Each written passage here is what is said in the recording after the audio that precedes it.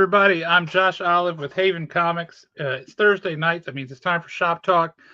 So stick around after this awesome intro video and we'll start talking some comics.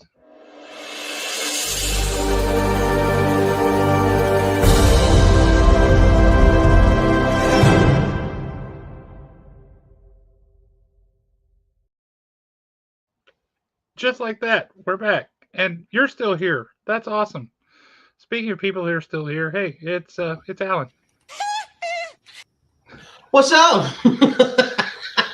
I don't use that one very often. I got to save it for just every once in a while. Catch you off guard. I was not expecting that. I'm going to be honest with you. I wasn't either because I seriously considered starting out like this.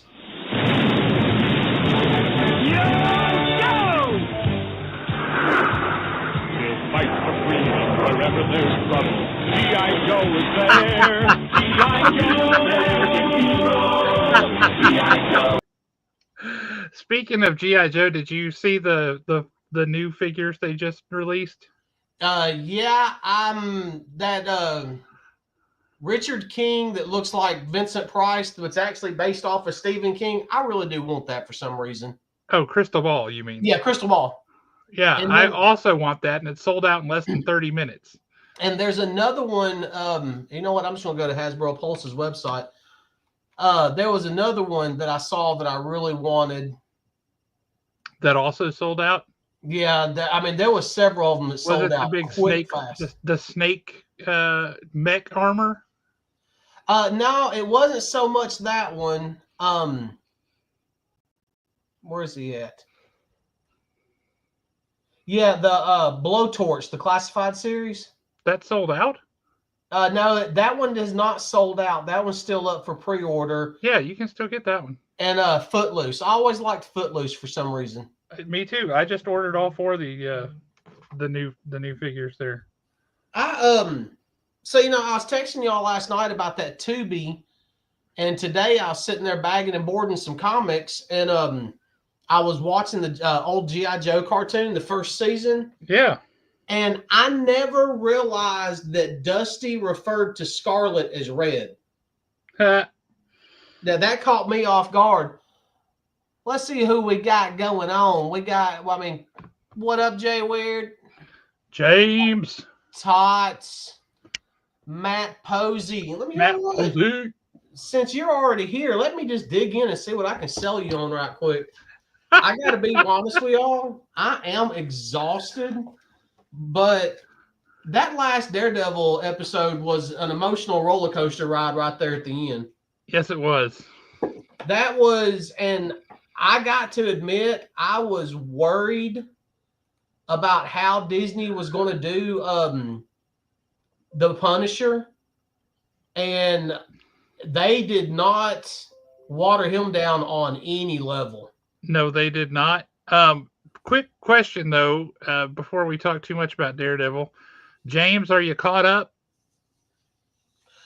We can do that spoiler-free. It's when you go to Disney Plus and you go to click on the latest episode, you see the Punisher right there on so it's not like it's a big mystery that he's in the episode.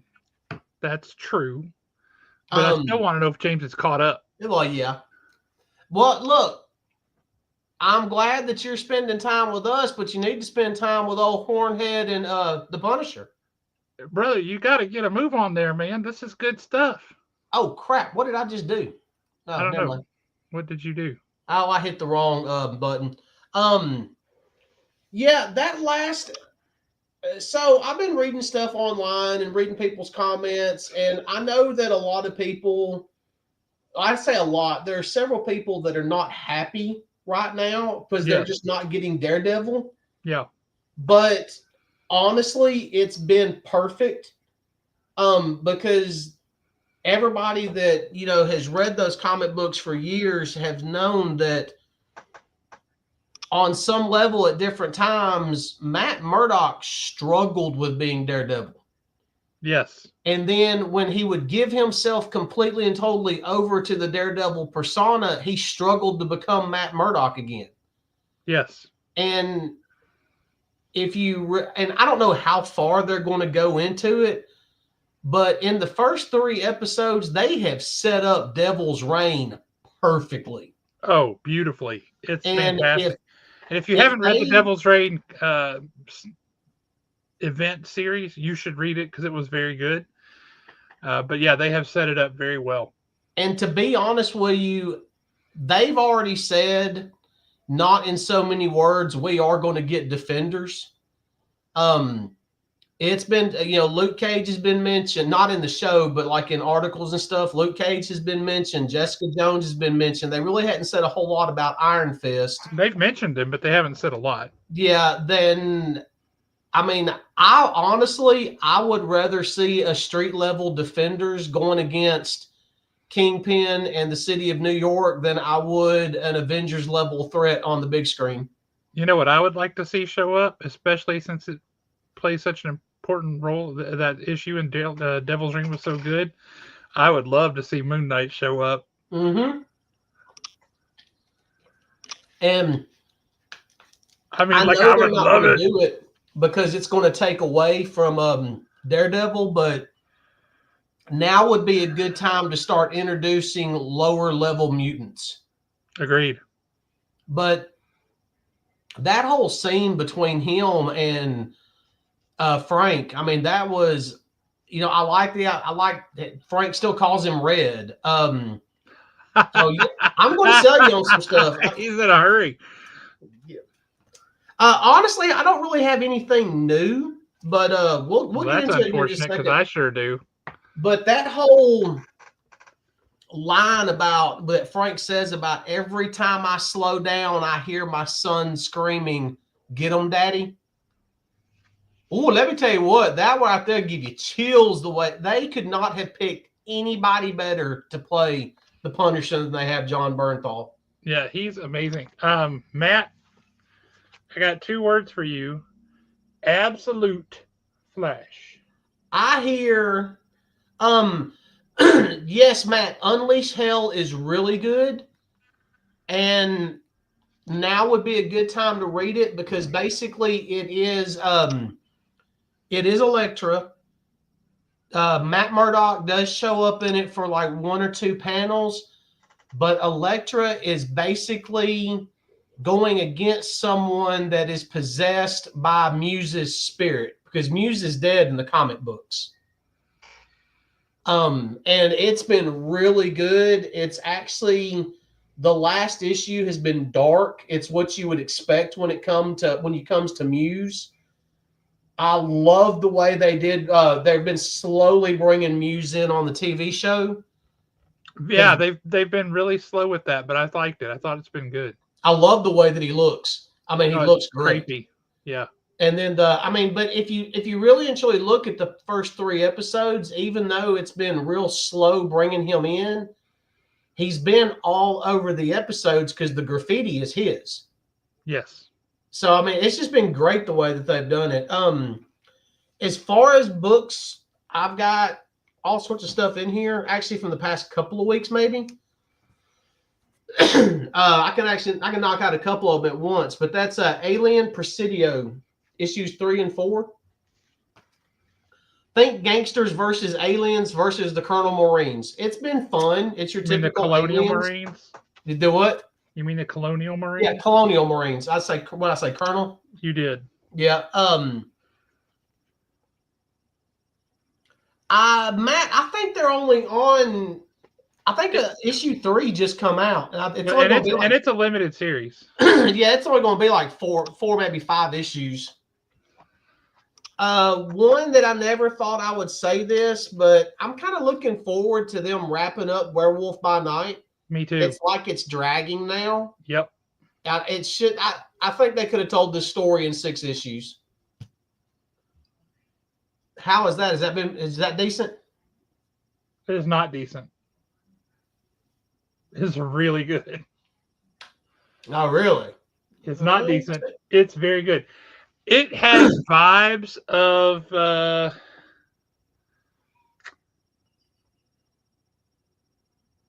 movies like Leviathan. Yep. It's got vibes of movies like Leviathan with movies like the Abyss, but there's some kind of. It's also got a little bit of an element of Snowpiercer. Really? Yeah. Except instead of staying on the train and going 5,000 miles an hour around the planet, like in Snowpiercer, they just stay underwater and never come up. Okay.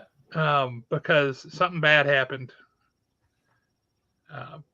But yeah, no, it's also got a little bit of a vibe of The Walking Dead, if I'm honest. This was really, really good. I'd have to check it out. Very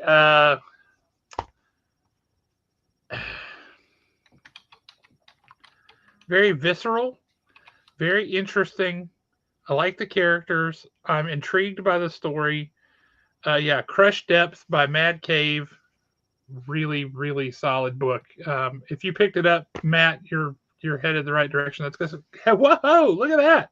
I just saw that pop in there. Who we got in the house? What's up, Ryan?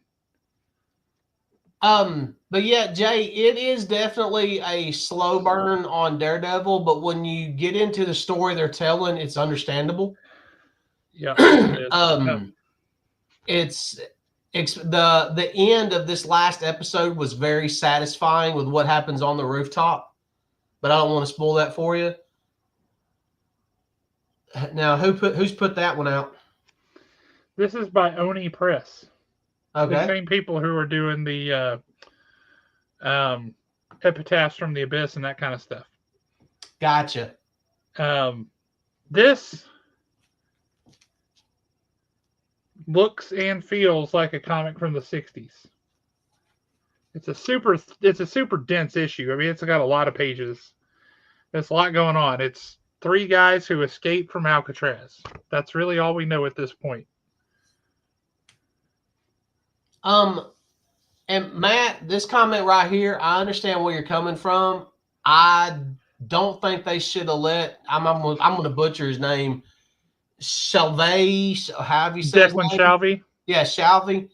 He was awesome on the Aliens titles. And I mean, Presidio is written by Steve Fox. And it hasn't been that bad, but it's just not the other. The other was so good. But Mad Cave has got one coming out that I want to check out called Dark Pyramid. Have you seen that one yet? Yes. That one actually looks really good too. I'm excited for that one.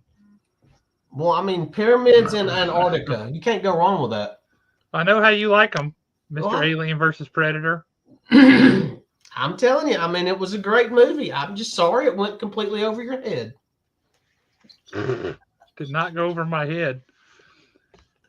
But anyway, this book right here, it's a couple guys escape from Alcatraz. And if that premise isn't of interest to you, I don't know what is. That's just a great book. It's a great thing. It very much has a feel of the 60s. They convey the timeline very well because it's set in 1963. And the timeline they convey very, very well. The art style is it's good. It's solid. It's kind of like an indie book from the early 2000s. The coloring looks more like colored pencils. So it's a little bit different of a visual. But yeah, very solid book. Give that one a read if you like good crime stories and escapes from Alcatraz, because I think that's pretty awesome. What was that?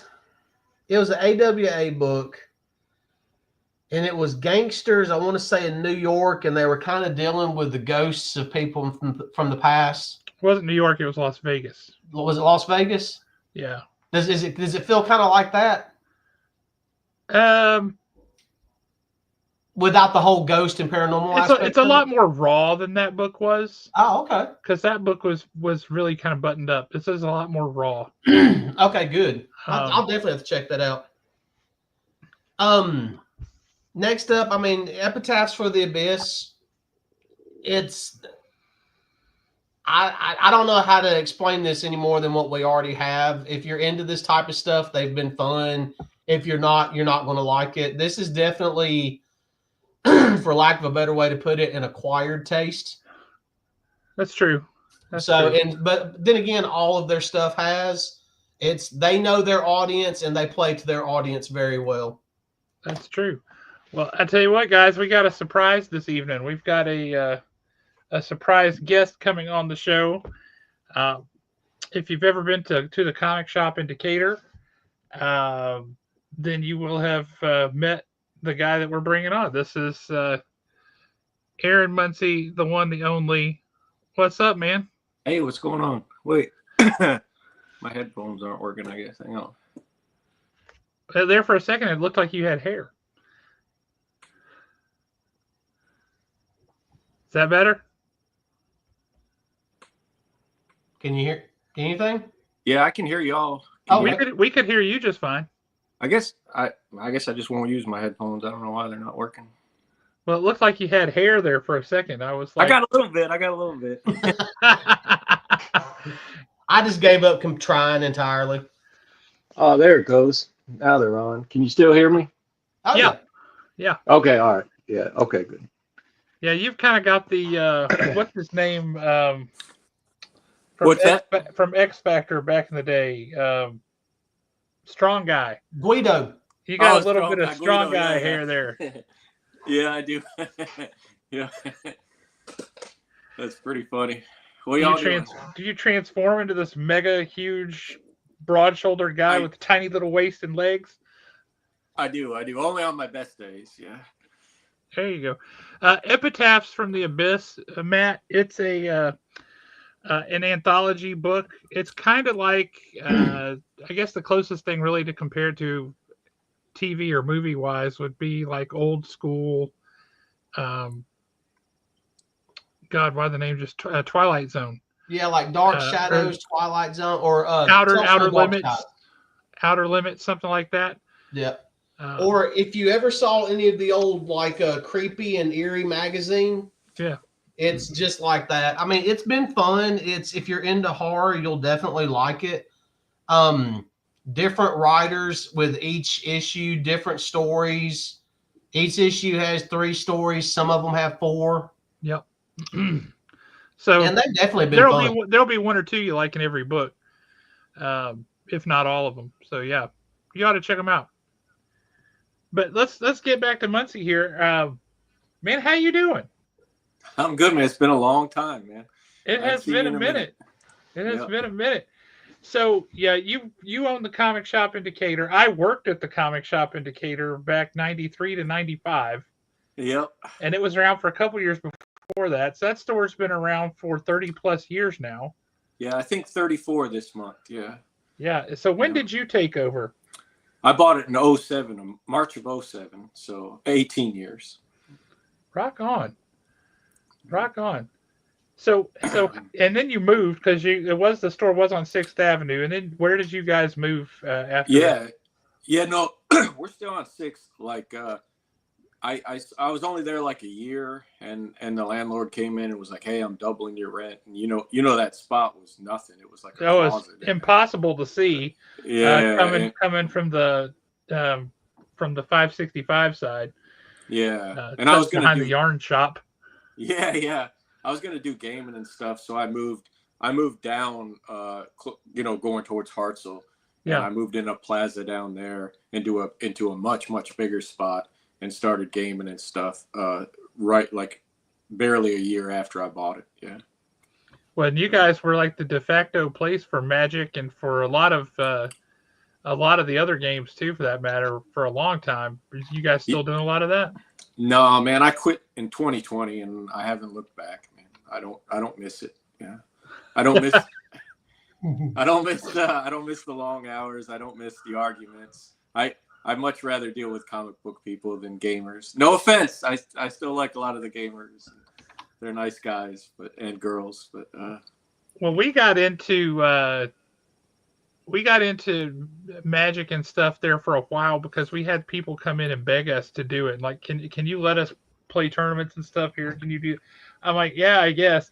And then the JC's House of Cards opened up right down the street from us. That's all they did. Yeah. And they all just picked up and moved over there. And I was like, I don't miss it. Nice folks, but it's just not my thing. I'm a comic guy. So yeah, that didn't hurt my feelings any. I know what you mean. And the last decade, but the last 4 years for sure, they just pop up everywhere. Anybody who's got, a couple $1,000s and lives in their mom's basement decides to open up a gaming store. So, there's a million of them. Now, some of them have closed since the last time I counted, and I think one or two might have opened or moved to a different thing. But like 6-7 months ago, I counted 19 gaming stores in Huntsville. That's insane, man. 19. Insane. It was That's nuts. Insane. Hey, I bet California doesn't have 19 gaming stores. Probably not. Their rent is insane. Yeah. But some of them they pop up and they don't last very long. No, two just opened in Hartselle. Hartselle's never had a gaming store. There's two that opened up this year. So I remember years ago, Hartselle had a comic book store that was in the side of a gas station. Are you talking about Lee's? Was it Lee's? Yeah. So I know Lee. His dad sadly passed away, but he owned that place. Yeah, he owned that place, and it was he didn't carry new books, but he had used books and he had some cards and stuff. But yeah, that was a long time ago. It was in that building's not even there. They ripped it down. Now it's like they built something there. I don't even know what it is. Yeah, I always kind of wondered what type of business they did. Because Hartselle is just a bizarre place to have any type of comic book store. Hartselle's a bizarre place anyway, man. Well, I didn't want to say it. I love it, but it is a bizarre town. Yeah, it's your typical southern town, So I do love it. I've been here a long time, but it is. Yeah, I'm surprised. I don't know if these Game and Chops will make it. I mean, I hope they do. But it just doesn't seem to support. There's a new one down the street from me in Decatur now too. And they seem to be doing well, but I don't want any part of it anymore. I still sell a little bit. Some of my old school guys still come in and special orders through me, and I keep a little bit of like supplies and stuff in, like dice and stuff like that. But maybe a box of Magic or Pokemon if Southern or Alliance actually decides to give me any. Then good I'll luck keep with some that. Stuff. Southern Hobby. This last Pokemon set, I get. I can't even. I think I get 6 ETBs, right? Yeah. Of every Pokemon set, and I've been doing that since I started carrying them in 2020. It's just been recently. I never carried Pokemon before that, just because it got so hot, right? And I had 2 guys that get every single ETB. So this last set, I'd ordered 6. So he texts me. My rep texts me. I don't know if we have the same rep. He texts me and he says we got Pokemon allocations in, and I was like, oh, okay, cool. And he says, your allocation is 0. And I said, 0 is not an allocation. That's a cancellation of my order. You have to give me at least 1 ETB for it to be a kit. And he just canceled it. I got none. I had to tell the 2 guys that have been buying off me for 4 years that I can't get any ETBs. I'm sorry. That's what I had to tell folks about Lorcana. When Lorcana first came out, I ordered big on that because I knew I could sell it. And I got allocated 2-0. And I called the guy up at Alliance and I'm like, look, that's not an allocation. Allocation is when you cut everybody's orders down, but everybody gets something.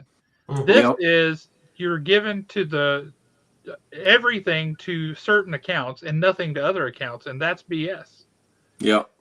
And he's like, oh, I'm so sorry. We'll get you on this next thing or what. I'm like, what you're going to do is when it's not as popular anymore and I can't guaranteed sell it, then you'll start overloading me with product, at which point I don't want it. Yep. So no, thank you.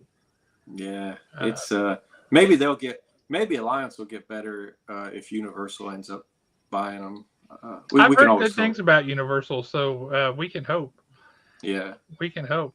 So what comics are you reading these days? What are you digging?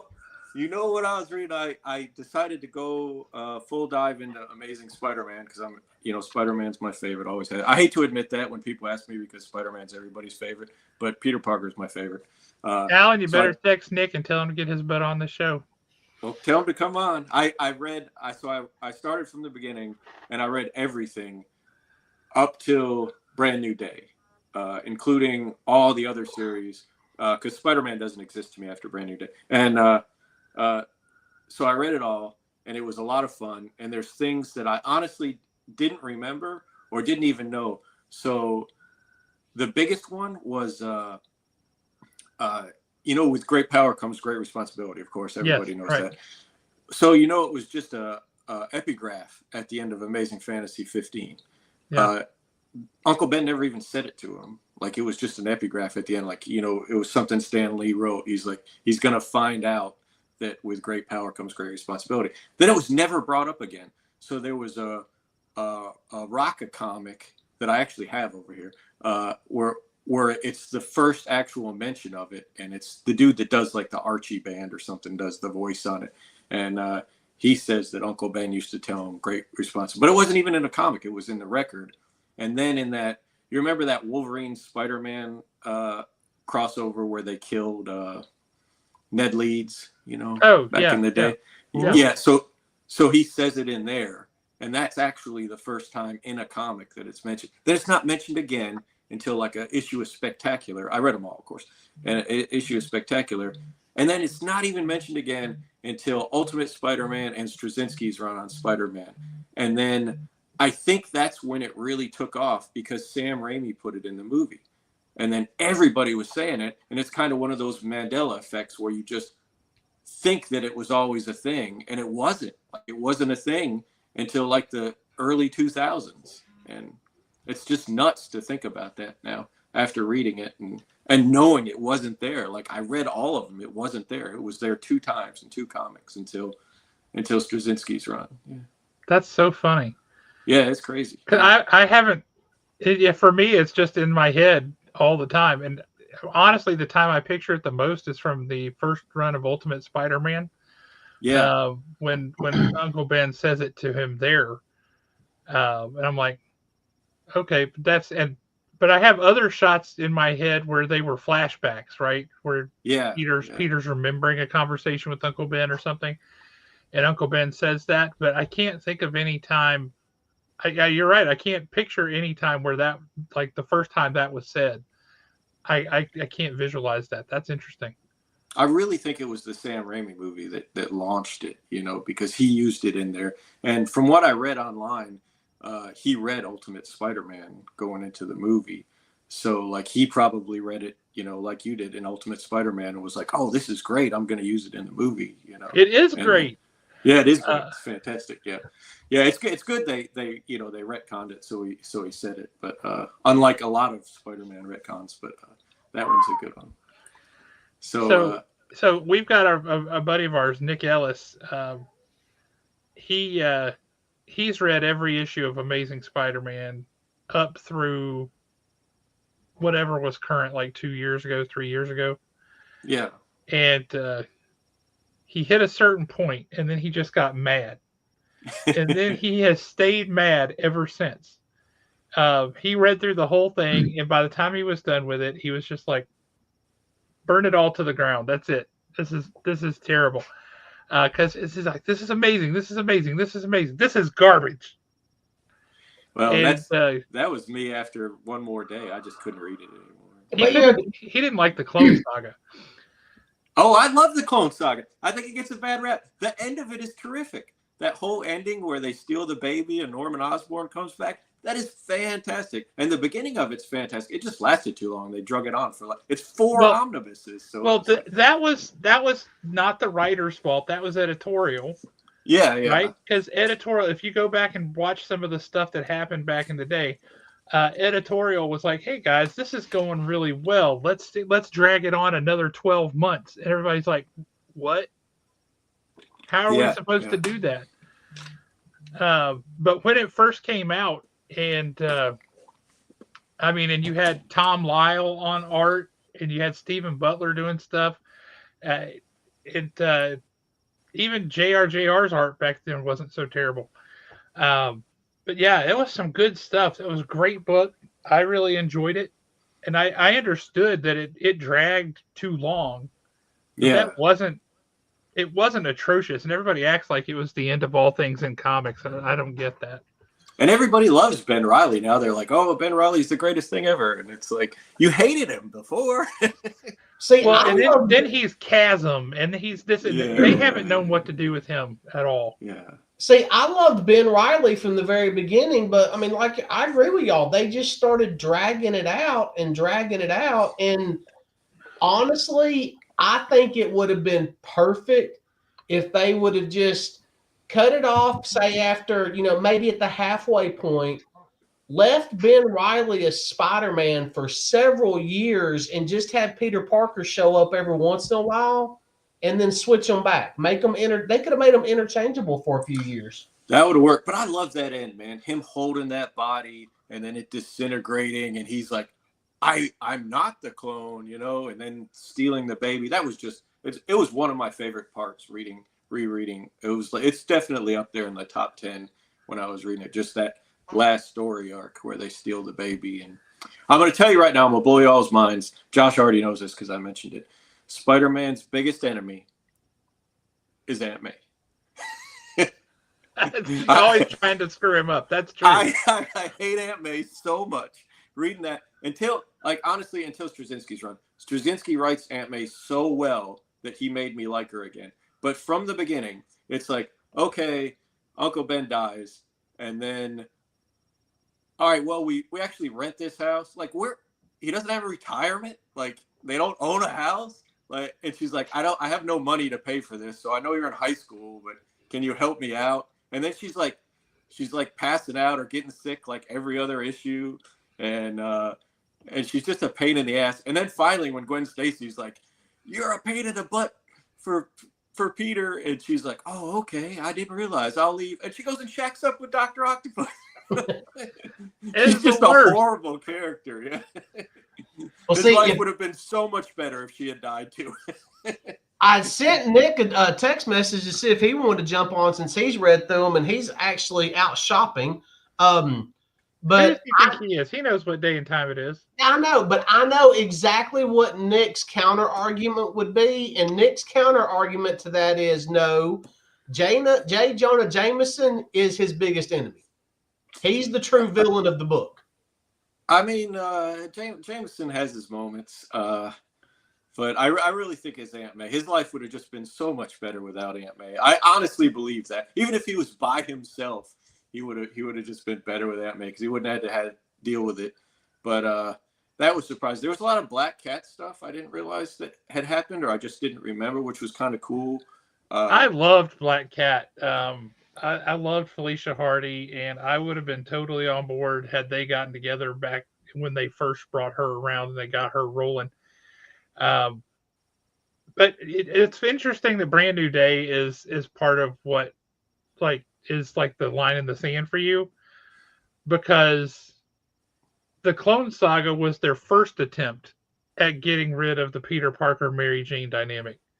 Because the whole reason that they did the Clone Saga was they said, wait a minute, we can break up this marriage without breaking up the marriage. I heard Joe Quesada talk at one of his Cup of Joe panels one time, and he said we couldn't have them get divorced because that would age Peter up in a way we didn't want to do.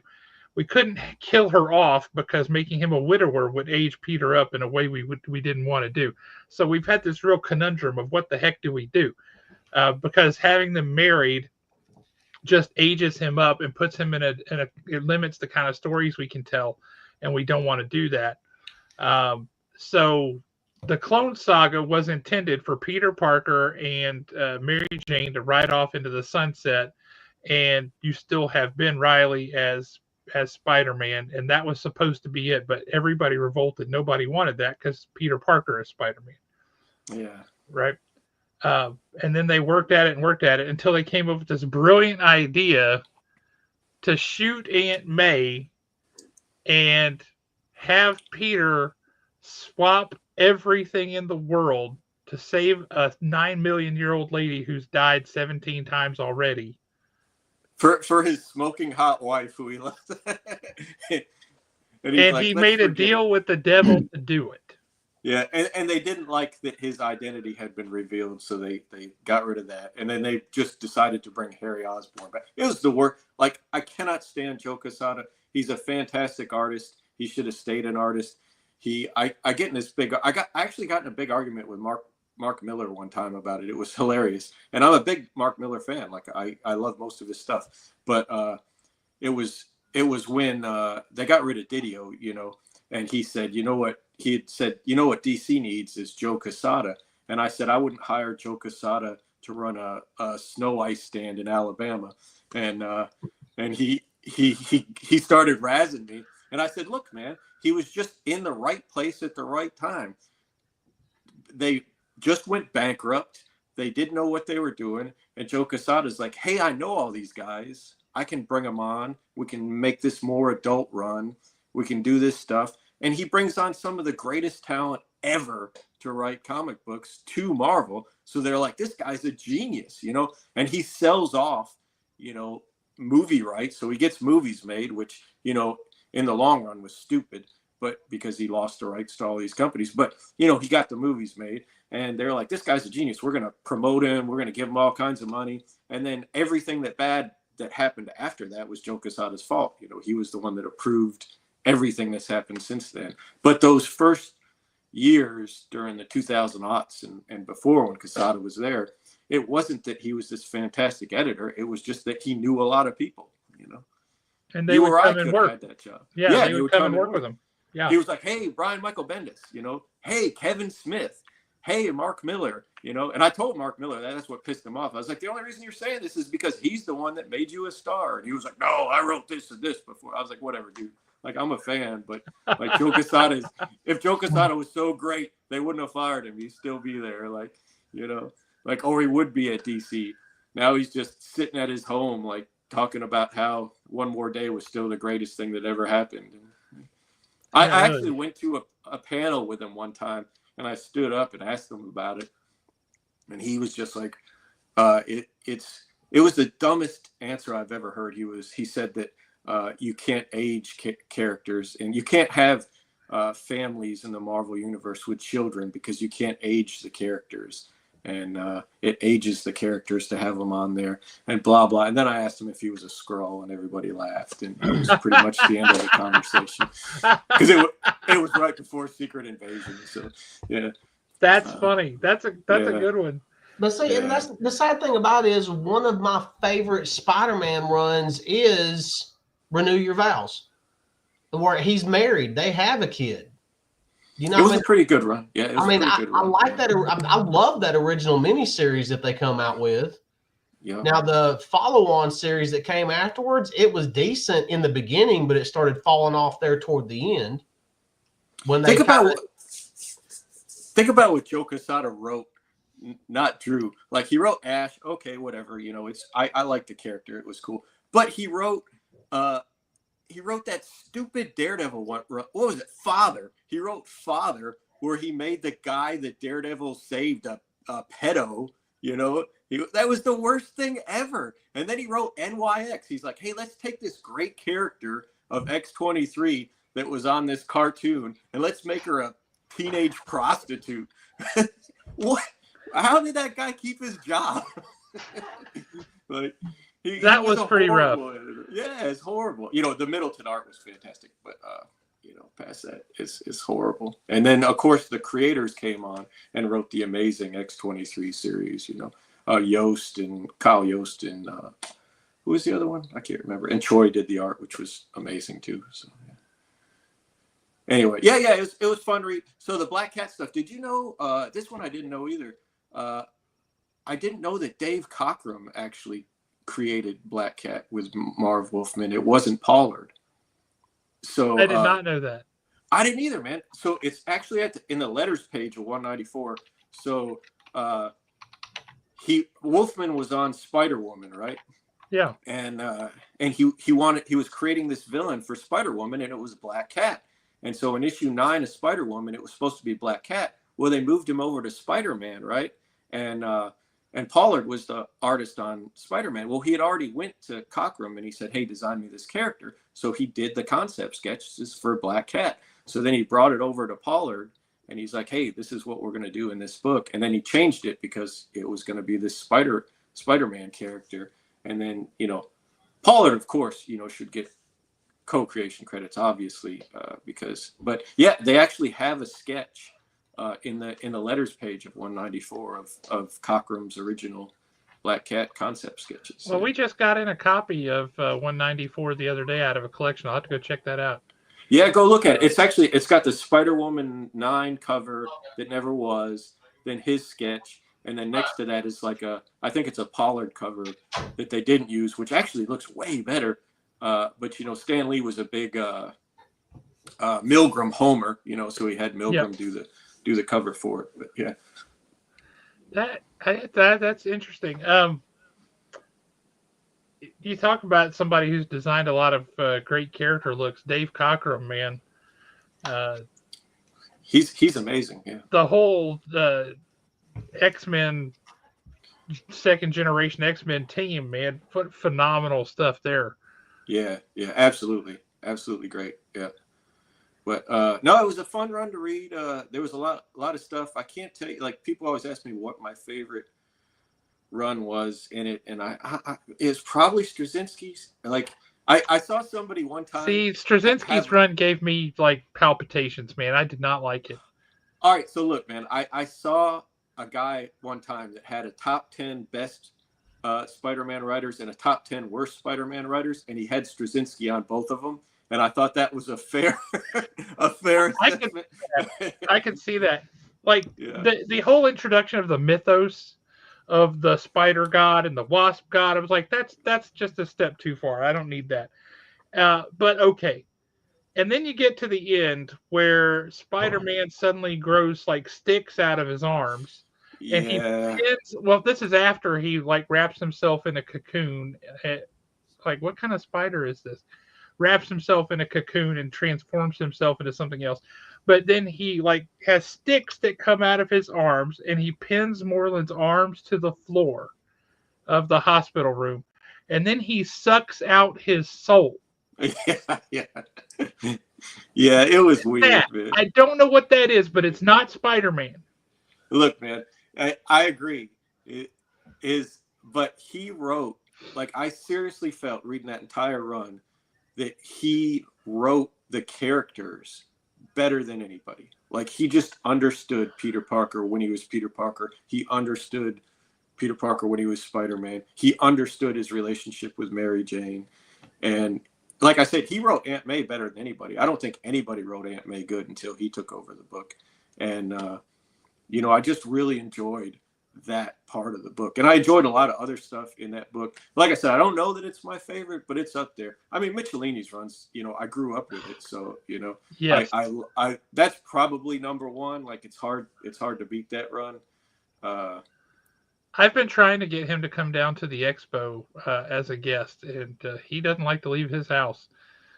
I don't blame him, but I've been trying. I would love to have him come down here, because that's the run that I grew up with too, right? That's the run that I'm like, oh man, this is fantastic. See, there's stuff, like years of Spider-Man that I missed, and I'm so glad I missed it.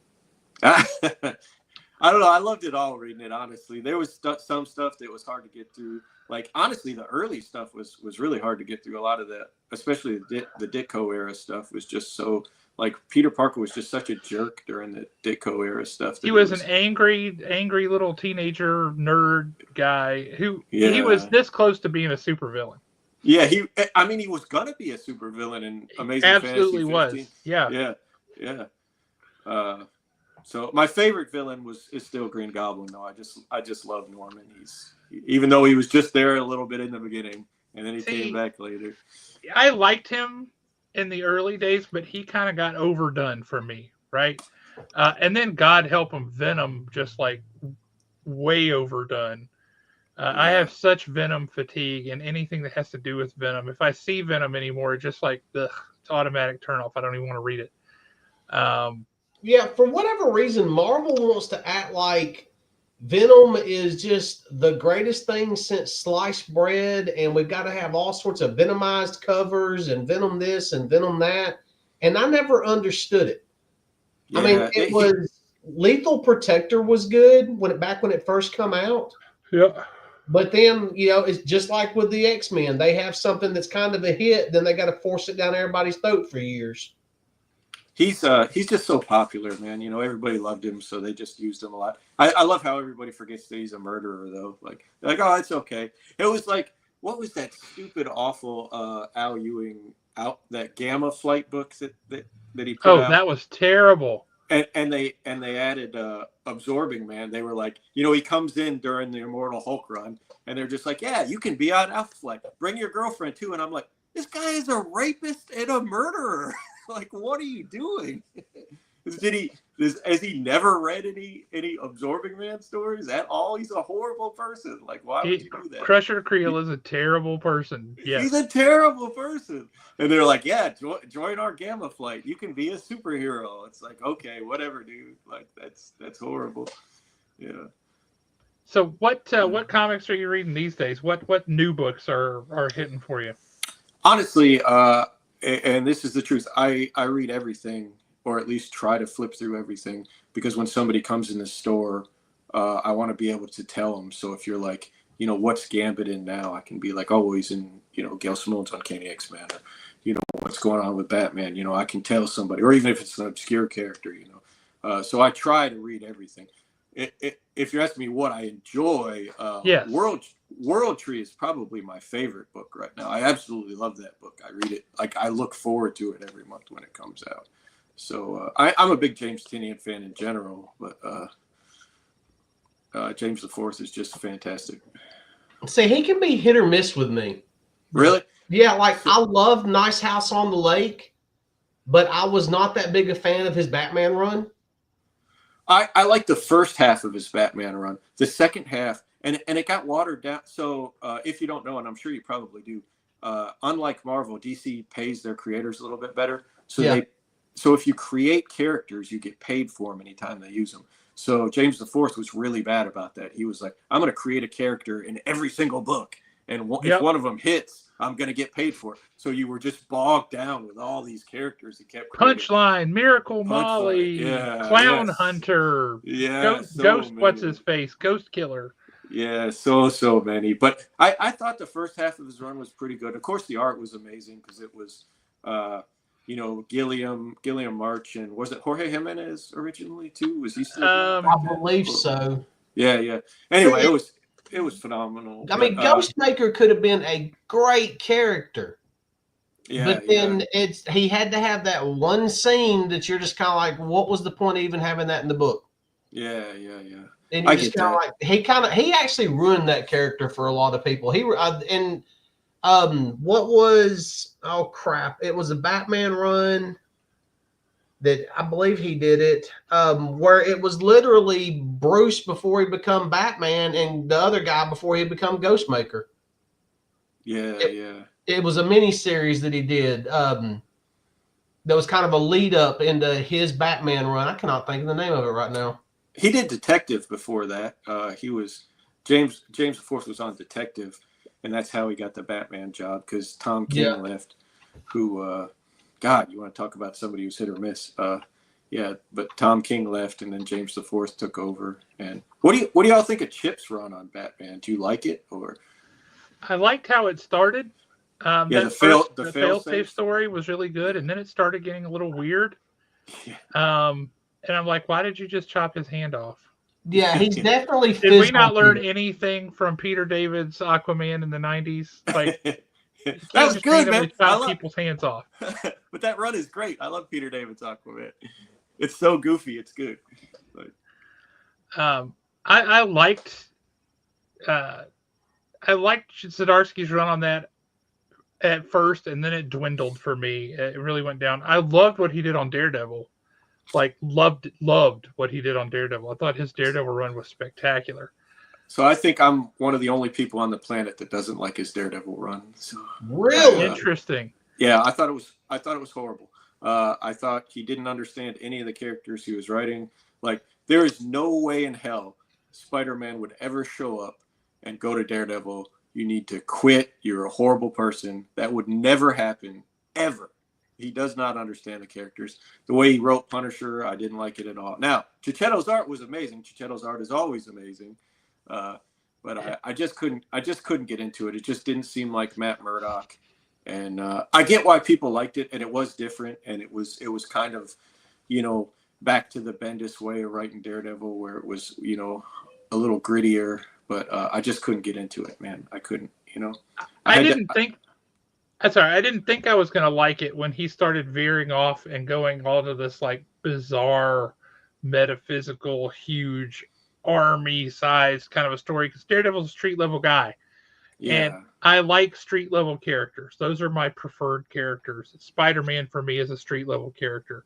A really, really powerful one, but I don't like it when Spider-Man is in space. Like, why is he in space? He doesn't belong in space. He doesn't fight Galactus. He fights guys who are robbing banks. And that's the best. Speaking of which, it's one of my favorite Spider-Man stories is the one where Peter Parker is in a bank. He's like got to cash his check so he can pay the rent, right? And he's in the line at the bank when the bank gets held up. Yeah. And he's like, I have to figure out how to stop this bank robbery without revealing that I'm Spider-Man. And that was a great issue because that was really clever using all these things. I knew he couldn't resist.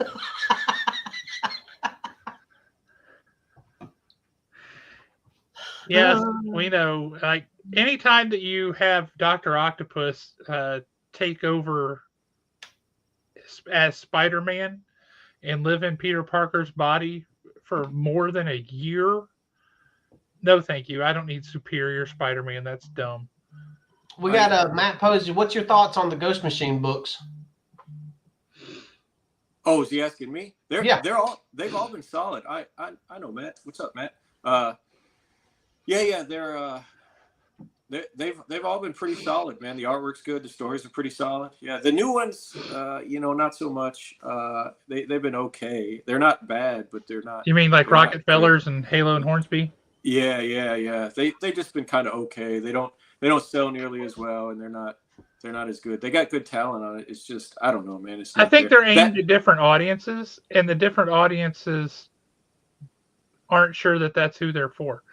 Like Hornsby and Halo is clearly aimed at a younger market, but the subject matter is a little dicey for a younger market. It's like too much of a thought experiment for the younger market in some ways.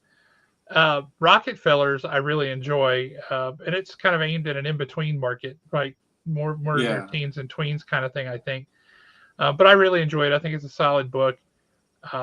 Redcoat is fantastic. Geiger continues to be solid. I really enjoyed Rook. I thought that was really Jason Fabach's art on that was gorgeous. Yeah. And he actually put it out monthly. Hey, how about that? And Hyde Street, yes, Matt. Hyde Street. Hyde Street is so freaking good. I love Hyde Street. Hyde Street, yeah, it's pretty solid. Yeah. Man, that Rosenberg book. I know it's not out yet. Next week, if we actually ever get our lunar shipment, I still haven't got my tracking numbers yet. No, I haven't either. Yeah, that's really weird. I don't like if they mail them tomorrow. We'll be lucky to get them on Wednesday. Yep, that's correct. But yeah, it's in that shipment, and I was only ordering like a few copies of it until he sent that. Was that email not the greatest thing ever? Like it was. Hey, here's my phone number. I was like, what?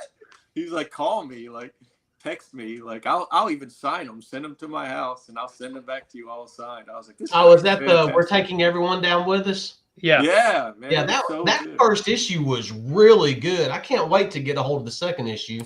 So good. You know what book I love of his is Task Force Z. I love that book so much. Task Force Z was great. Yeah, so good. I have pages from. I bought artwork pages from that of Burroughs from that book. I just loved it so much. It was so good. Yeah.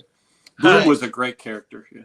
In general, Matthew Rosenberg was freaking. He's an awesome dude. We had him on the show 2 weeks ago. If you get bored one day and you want to go back and watch it, it's just us sitting there yapping with him for about 2 hours. I will say, one of the things when we have comic creators come on here now, because they all get asked the same questions over and over, and some of them you have to ask, like, how did you get into this, stuff like that, right? But we've started asking, what was the weirdest experience you ever had at a convention? That gets great answers. Yeah, great answers. If you go on the last show when we had Joe Pruitt on, his answer to that was hilarious. But this convention story that Matthew Rosenberg shared is worth sitting through the whole 2 hours just to get to that, because that was hysterical. It's like you have to go and start doing research after you hear it to see what the heck was going on at this convention. It was nuts. It's one of those stories that just when you think it can't get any worse, it gets 10 times worse, to the point where I was over here Googling it and reading the news articles about what he was talking about because it made the news there. In the Houston paper, the Houston Chronicle, yeah. That's crazy. I'll have to go watch it. Hey, Posey, at my store right now, Absolute Batman is my #1 seller, and then Batman and Spider-Man have always been my top 2 ever since I owned the store for 18 years. Even when they're bad, they sell good. But Absolute Batman has overtaken everything, and Ultimate Spider-Man and Ultimate Wolverine are not too far behind. Honestly, I've had to up my Ultimate Wolverine order almost, and Ultimate Spider-Man almost every issue till it kind of plateaued. But that Ultimate Wolverine, I thought was going to be pretty terrible, and I actually really enjoyed it. I thought that was great.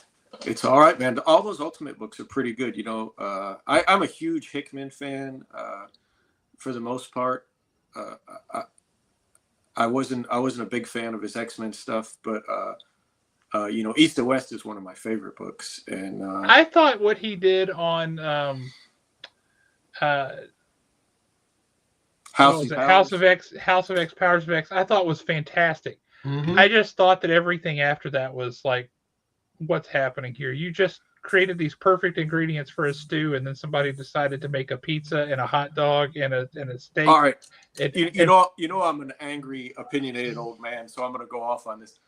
When I read House and Powers and it came out and it was selling just like crazy, I'm sure it was for you too. Yeah, we couldn't even get enough copies of it, and we hadn't had a good X-Men story in years, you know. Yep. And it had been horrible. I was reading it and loving it, and I was selling it. You know, it's flying off the shelves. I'm telling everybody how great it is. So at the time, I loved it. Later on, when I went back and read it, I was like, I do not like this at all. Like, Xavier would never abandon his dream just because Moria came and showed him these different universes, and he's like, oh, you know what? Shit, I was wrong. You're right. You showed me these visions. Like, that would never happen. And then just the story just went off the rails. Like, when they went to get the Master Mold, and he sent like the worst team ever to get. Why did you just send Polaris? She could have took care of it herself. You know, it was just really dumb. Like, going back and reading it, it was a cool concept, and you know, there was a lot of rumors that he stole it because he had mentioned the 7 Lives or whatever, that novel. I can't remember the name of it. When, you know, I don't think that happened, but going back and reading it, I don't like it as much anymore. I thought at the time it was really good, and if I had never read an X-Men story and I went and read House and Powers, I think it's good. But I think if you know the lore of the X-Men and you know the characters at all, I thought Hickman wrote every single X-Men like they were Emma Frost.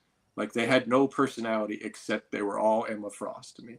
Like, you couldn't single out any character's personality in the books. Not like with his Fantastic Four, where they were all like just written. I love his Fantastic Four, and it's phenomenal. And he wrote the best Doom ever, you know. Now, see, I like the way he wrote Cyclops in House and Powers, just simply because it finally felt like we were getting a true hardcore badass Cyclops. You know, I mean, like when the portal opens up and he comes walking through and everybody automatically backs down. Yeah. And it's just kind of like, okay, wait a minute. He's going somewhere with Cyclops. But then they end it, and then where he's lives next door to Wolverine in an apartment or whatever. I mean, it was so stupid.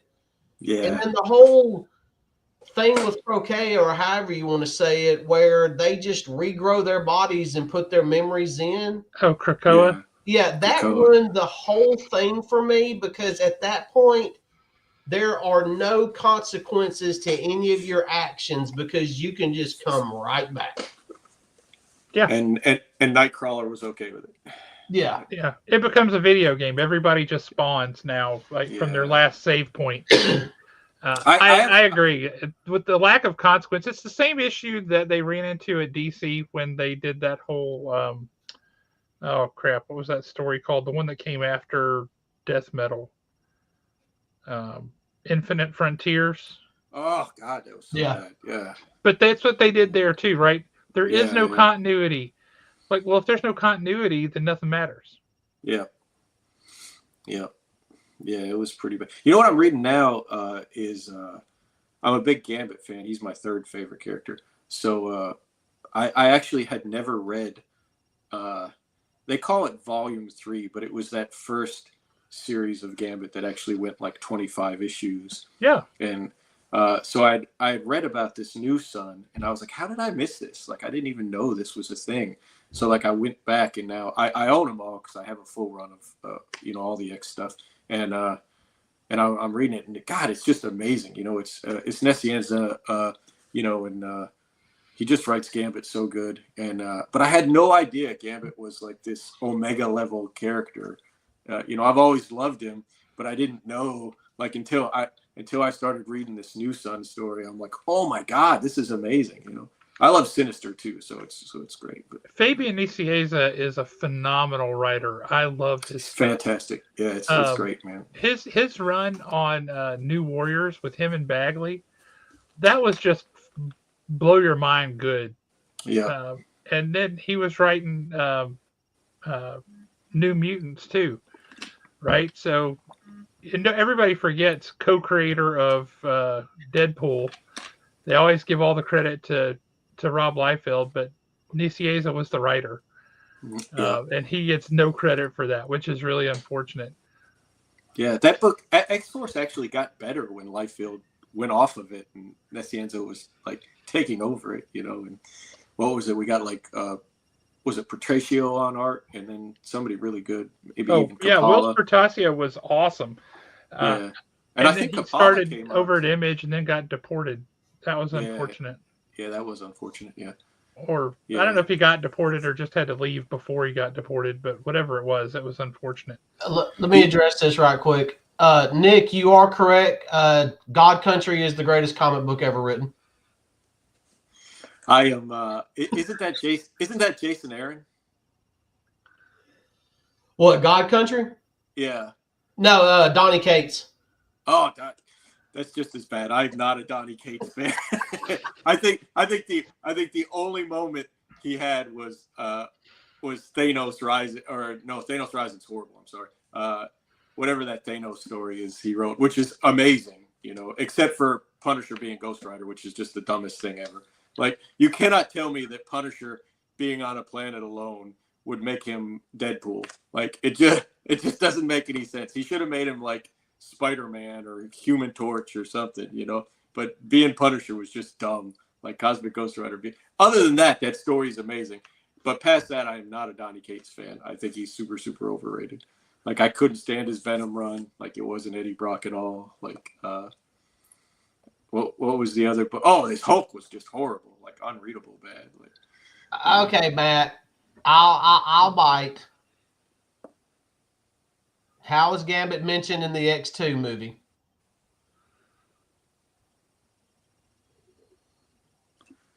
I don't watch the movies or shows. I get a hard time about that all the time at the shop. People are like, "What's he?" And they tell me all about it, and I'm like, I don't watch them. I stopped watching them like back after the first Deadpool, and I don't watch the TV shows either. I don't watch that much TV to begin with. But so you were talking about these guys asking them about what happens at cons. What's funny is I have funny stories about all the comic shop owners. Oh, for sure. That I know. Because like you, when people ask me about Haven, they come in the shop and I'm like, yeah, I know Josh. He actually used to work at my store like way before I owned it. They're like, yeah. And when we talk about Larry, I'm like, oh, when I knew Larry, like he was just going into college, and he'd be like, rubbing his nose. He's like, Muncie. He's like, Muncie, you know what I'm gonna do? He's like, I'm gonna open this comic shop, and I'm gonna put up.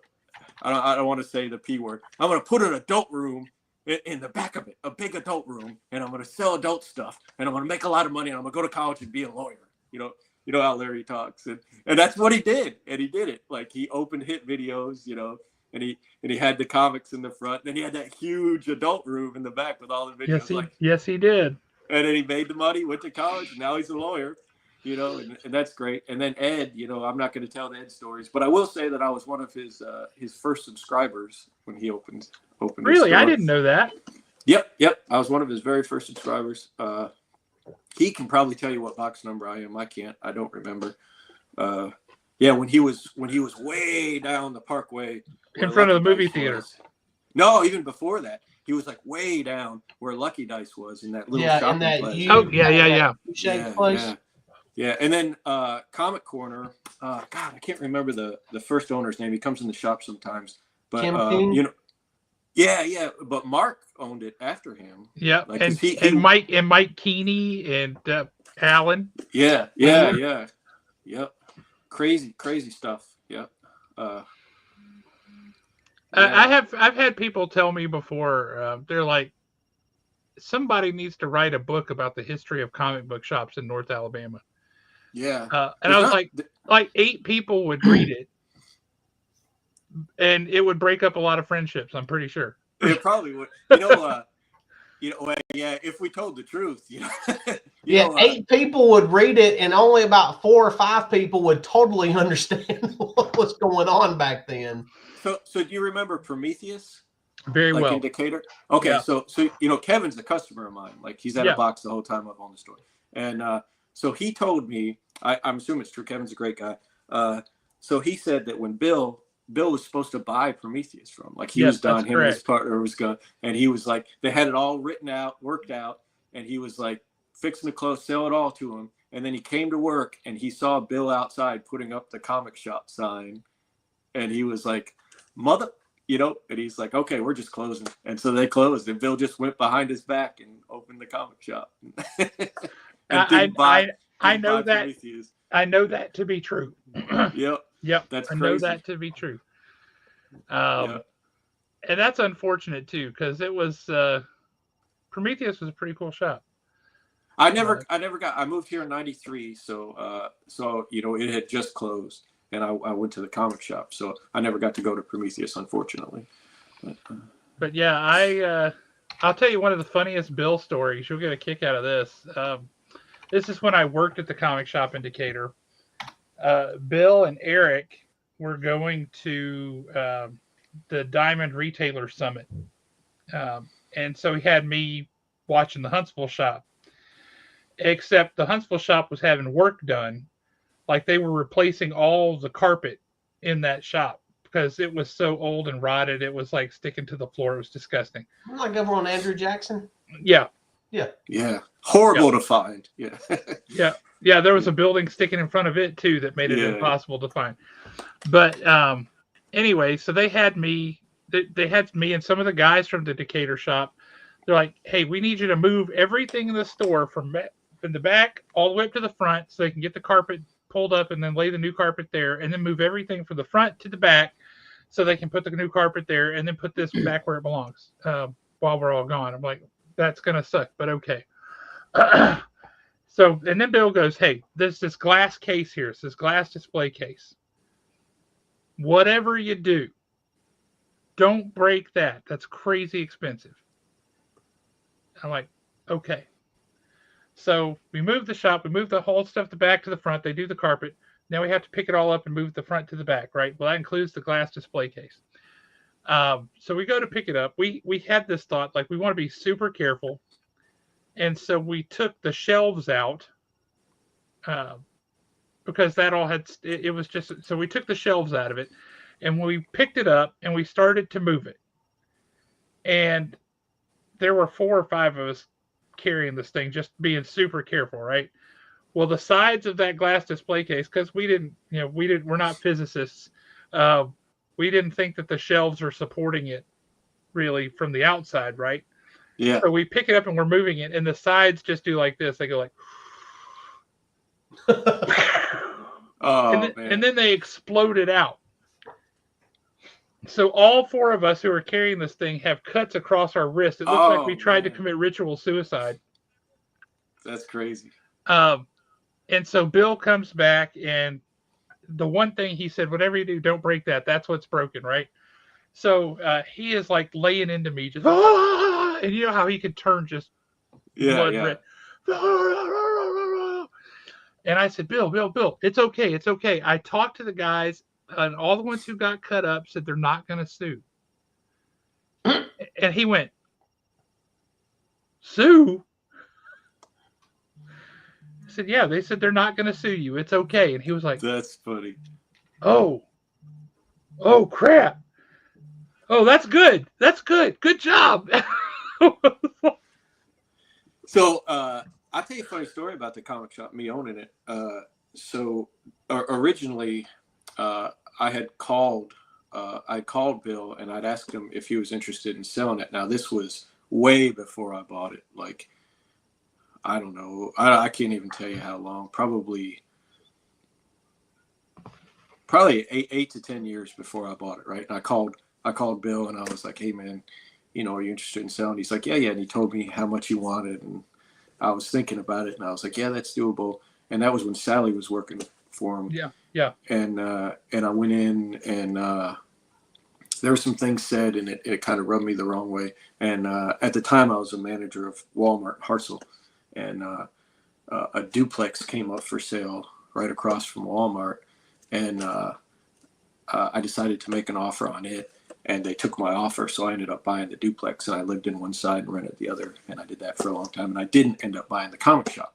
So then years later, I didn't know what I was going to do with my life. I'd been to college twice. I'd just been in retail management for like 15 years, and I was getting tired of it.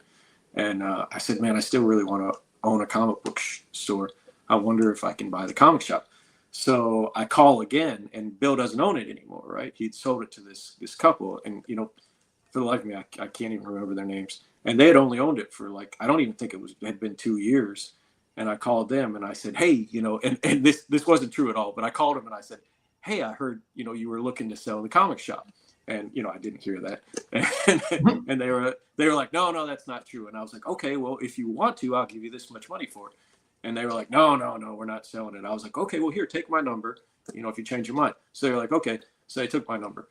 So then it was like a week later, they called me, and they're like, hey, we were thinking about it. We will sell it, but we want this much. And I was like, no, I can't give you that much for it. I'll give you this much. So they're like, oh, no, I can't do that. I was like, okay, well, you got my number. So it was like days later, they called me back, and they were like, okay, yeah, we can do that. And I was like, okay, cool. So we signed all the paperwork, and I went and took over. That was 2007. When did you open Haven? I can't remember. We opened Haven. We're actually coming up on Haven's 24th birthday. That's awesome. We opened Haven on April 2nd, 2001. 2001. That's awesome. Yep. Yeah. So yeah, that's how I own the comic shop. So I almost bought it once, and then I did buy it in 2007, and then I went and took over, and it is what it is now, and I've owned it 18 of the 34 years. So we've been open longer than the Deep. I like to remind Ed of that when I talk to him. But, I bet that grates on him a little bit. Yeah, it does. Yeah, it does. See, looking back on all those years ago, my biggest regret was going in with the other guys on Comic Corner and not buying Tattooed Lady.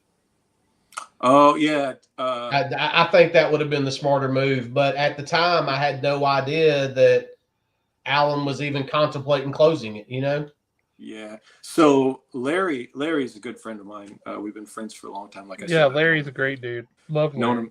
Known him since he was like 20. And when he closed, I remember when he was a teenager working at Tattooed Lady. Yeah. He was working at Tattooed Lady. Yeah. So he called me when he closed Hit Video, and he said, Muncie, we've been friends a long time. He's like, I haven't talked to anybody yet. He said, do you want to buy Hit Video? And I really had to think about it. I was like, man, do I want to expand to Huntsville? Do I want to own another store? I'm so glad I didn't do it. But that was a good move. I'm so glad. But I really had to think about it, and but I'm glad I never did it. So another funny story is, my shopping plaza that I'm in has a building at the end of it, right? And you know how the Deep was in the building where, you know, Cosmic Odyssey was there before that. That Right, used to be right. Larry's, and it had a building at the end of it. The same guy owned them both. The guy that owned the one No that way. he bought, yep, and the one that's at the end of mine, right? And so, you know, Ed bought that one, and then he couldn't sell the one at the end of mine, so he sold it to a realtor company. So he came to me, and this was like, I don't know, 2011, right? It was like one of my best years. I think 2011 was my best year. It might have been 2012. I can't remember. But I think it was 2011 because that was New 52 year, you know. And I had this grand plan to, like, it's huge. Like, it's like this, you know, it might even be bigger than the Deep. I don't know. But it's definitely the same size. It's got a damn elevator in the back that goes to the top floor. I think it's like 30,000 square feet or something. So my grand plan was to open this venue. You know, I love music, so I wanted to open a venue in the bottom, and then up top, I was going to put the comic shop. And then I have a friend that owns a tattoo parlor, and I was going to have her come in and put her tattoo shop upstairs, and then have like a coffee sandwich shop. And it was like this big plan, but it needed a lot of work. The place needed a lot of work, so I made him an offer, and he's like, "No, I can't do that." And I was like, "Well, look, man, this place needs like, you know, $80,000 worth of work, and I've got all these plans for it. I can't give you any more than this." And so it was a big thing, and he was like, no. So he put it up for sale for some ridiculous number. I think it was like $600,000 or something. And he came back to me like a year and a half later, and he's like, "Hey, man, will you still give me that much for it?" I was like, "Hell no, man." I was like, this ain't 2011 anymore. And, you know, I don't know if it would have worked out. I might have went bankrupt. Who knows, you know, but it would have been That's cool. an awesome, I mean, I'm picturing all that in my head, and that's a I heck like of a the idea. destination. So for a year, I don't know if you know this, for a year we ran kind of a venue out of the comic shop. We did bands, and it was so much fun, man. I had a blast at it, and it was a lot of work, man. And it is a ton of work.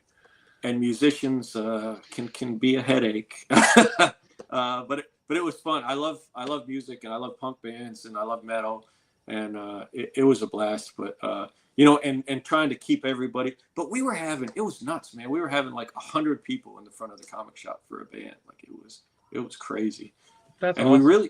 we really never had any incidents until the very last show, and it was a lot of fun. So I gotta ask you, you're a huge G.I. Joe fan, if I remember, aren't you, Josh? Yes, sir. Yeah, you are. Yeah. Is that what's in the back? I got you on little. Yeah, that's squares, a G.I. Joe so. 21 right there. But yeah, these are all action figures. These are the G.I. Joe classified figures, and yeah, I'm a big G.I. Joe nut. He kind of mentioned the trigger word. G.I. Joe against Cobra and Destro. This slabbed. I bought 2 of them a long time ago, and I've been meaning to give it to you, and I haven't seen you in like, I don't know, decades. It's been forever. I have a slabbed Greg Horn Scarlet. It's like one of my favorite Scarlet covers, but it's signed by BJ Ward. It's a gold label CGC. It's like a 9.8 or something. Yeah. But I've been meaning to bring it to you and give it to you. I never see you, so like. Well, I've been meaning to get out to your shop and visit for a while, and I just haven't been able. I haven't been able to get down to Decatur in the longest time. So I need to come and visit you. It's been a minute. I fence in Huntsville every Tuesday, but that's all I do. I come up and I fence. By which he means he uses a foil or an epi. He does not mean that he is taking care of stolen goods for people. That's right. That's exactly right. Yeah, we fence epee. So yeah. I'll get with you about those DVDs and Blu-ray players later on. That's right. That's right. I have a Baroness behind me. This is my computer desk. I thought about setting up in my man cave, but there's like you can barely walk in there. Because there's so much stuff in there, and some of the posters aren't probably YouTube friendly. So, well, I know that you have one of the most impressive personal collections of anybody I've ever met. I appreciate it. I do. It's up there. It's up there. And I don't want to go the route, but people are always like, "What's the most expensive book you got?" Who gives a crap about expensive? What's your favorite books in your PC? That is the best question, man. I absolutely hate the question. What's your most expensive book? Because it's not necessarily my favorite book. You know? Absolutely, I get that 100%. Oh man, so that's a tough one to answer because there's so many books that I love so much.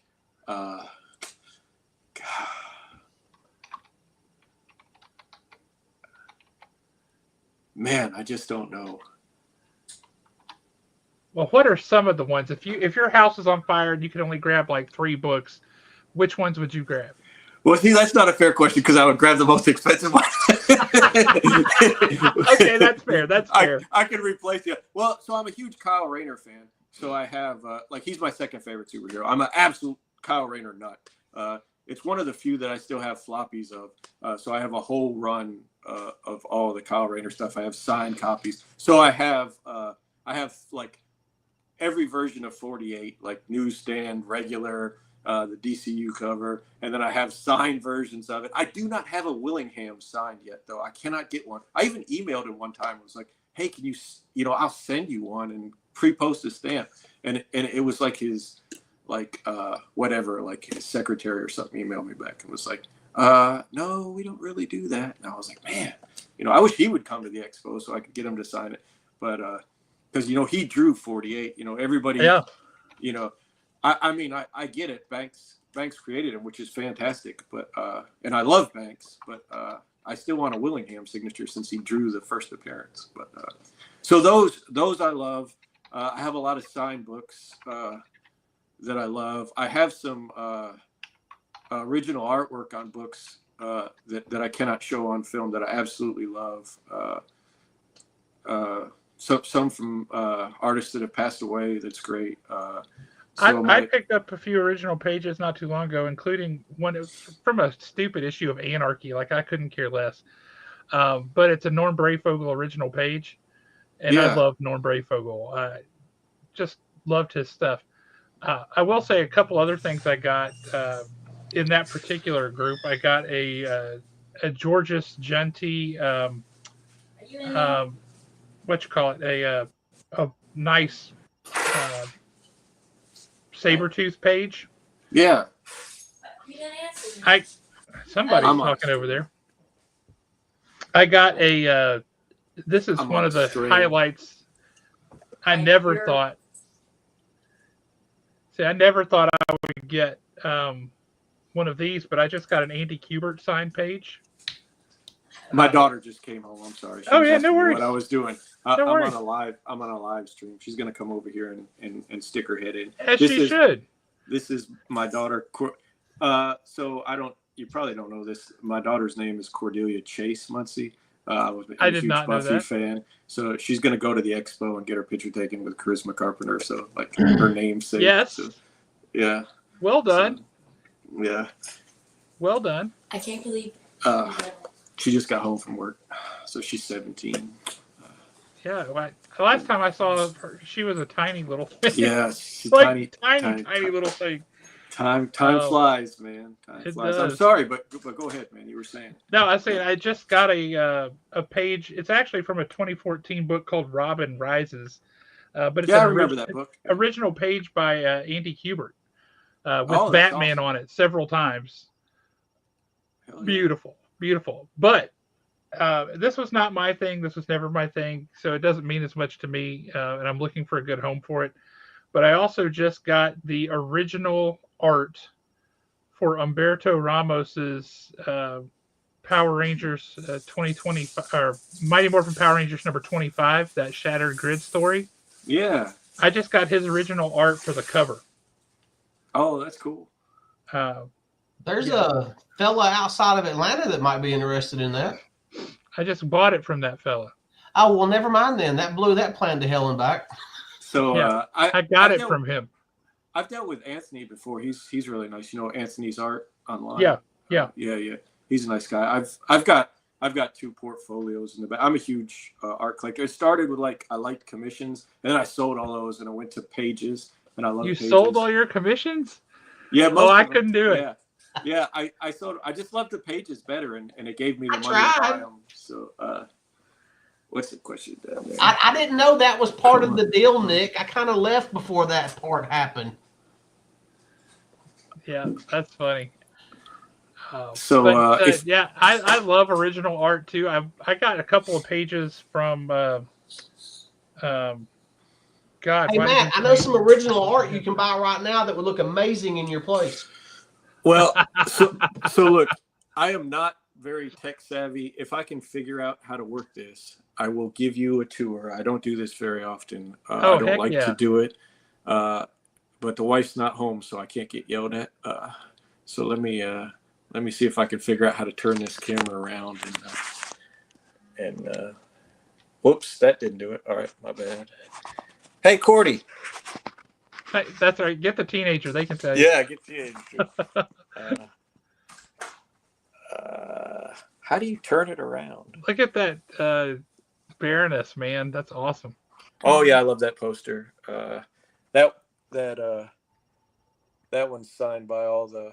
I love that show so much. That Terminator show, Sarah Connor. How do I?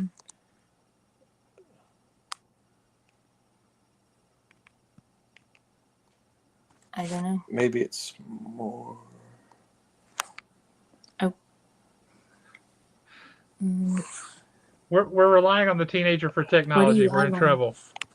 Yeah, I know it. It's like middle-aged dude problems right there. I know.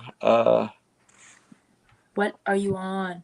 Oh, I'm on. I don't know what they're on. He sent me a link. We're on StreamYard. I'll search it on Do Google. you know how to turn your camera around on here, fellas? Josh?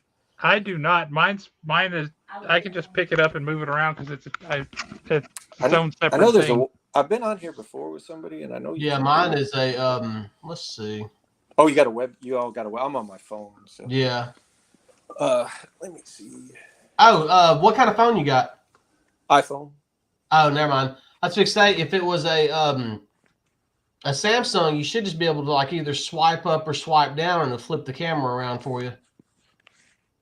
But I don't do iPhones, so I don't know.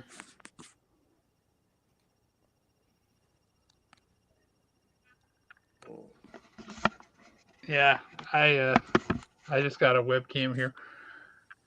Oh, okay. Here we go. Front camera. Back triple camera. Back triple camera. Ah, there we go. All right. How do I go back? Oh, this is going to be exciting. I'm interested in this. All right. Here we go. So this is actually the living room, much to my wife's disagreement. So here we go. Okay. There we go. So there's so those are all those He-Man posters are from the Matty collector stuff. Oh yeah, I guess I could have showed my computer desk with all the. There's a few stuff on there, but I love the Terminator hand in the corner. Oh yeah, that came with like that. That's awesome. Some version of that. There's a couple of Cho prints. There's Devastator up there, and so I have, I don't know, like 8 bookshelves of omnibuses and trade paperbacks. Omnibuses are hard to read. They're so heavy. Really, I love them, man. So I've been trying to slog all through those biscuits you brought home. Oh man. So I hope she brought enough for the whole class. Yeah. I've been trying to slog through the No Man's Land story, the Batman No Man's Land story lately. All right, you're gonna love this figure when I get to it, Josh, because it's one of the rarest Snake Eyes figures. Where is? All right, I gotta move some stuff around, but I'm liking that Cobra Commander land there. I see a Baroness there too. Yep. Yeah. Is that Beachhead? This is those are the new classics. The new classifieds, yeah. This one. Hey! I do not have that. Yeah. So this is the only Snake Eyes figure without his mask on. You can barely see his face. And then on the back, it's got his card is all redacted on the back. So, whoops. That is awesome. I remember seeing that set. It was part of like a G.I. Joe 25th anniversary thing or something. They did them Am I for a remembering while. that right? Yeah. It was like they did those, and then they did the Star Wars did them too, with the comics in the back. And I got a couple other ones that were just some of my favorites, like the Red Army ones and the. I did like the Crimson Shadows and the Red Crimson Army Shadows, yeah. And then that one's the really cool one where you had Hannibal and the cool spirit from the. That wasn't where DDP. That was with the DDP run. Yeah, so, Devils do. Got There's some my He-Man cat down figures there. Yeah. Those are. There's a couple originals. So that's I'm a huge Mosquitour fan. He's awesome, and I'm a huge Scareglow fan. So yeah, that's an original. Now, where do you get those shelves? Or do you have a go-to shelf that's sturdy Yeah. and can Yeah. hold those things? Yeah. These are Walmart shelves, man, but they are fantastic. And they're the best ones that can hold anything. They don't bow or anything. So, and they can hold the weight of omnibuses. Now, I got to be careful in this room because I do have some stuff with nudity on it. And, I don't want to show it on camera. I do have a poster in here that has nudity. So I see a Captain America shield. Oh, yeah. There's all kinds. So these are, all right. So I guess we can start here. I got here's my favorite. Oh, look at that. That is awesome. Oh, that's gorgeous. There's Deja Thoris. There's boxes in the way, but there's a Flash Gordon. Flash Gordon, yeah. So there's have you seen those Casada posters before? Oh yeah. They're awesome. Oh yeah. Cool. I remember those. Yeah. There's Gambit. Yeah, there's Gambit. I'm a huge Kyle fan, like I said, and Guy too. I'm a huge Guy Gardner fan, so there's some of those. There's my Attack on Titan. I keep getting signatures on it of voice actors. So I got some odd posters. Hang on, go back. Was that Hasselhoff? No. That would have been great though. No, that's that old Steranko. I see poster. it. Yeah, It's got a glare on it. It did, but at first I was like, "Has he got a Hasselhoff poster from Shield?" Hey, that Gen 13 poster that you got up in the corner? Yeah. Where did you get that at? Because I've actually got that book at home graded. Yeah, the Lopez. You can get it. It's kind of rare. Most of these posters are actually pretty rare. There's I'll show you my favorite. This one was hanging in the comic shop when I was a kid. This black cat, and I was like, "Whoa, she's so hot!" And is that Joe Jusko? Yeah, and it's signed by Jusko and Keith Pollard on it. Man! But so that's pretty cool. Love that Green Goblin statue.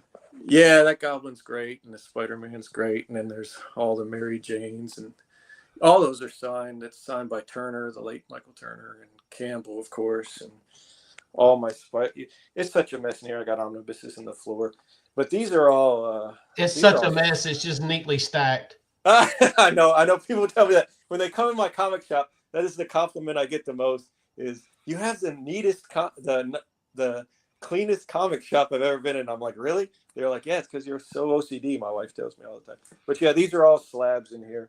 So if you wanted to see something specific, I could get it out. But it's. I just don't want to know what your favorite books are.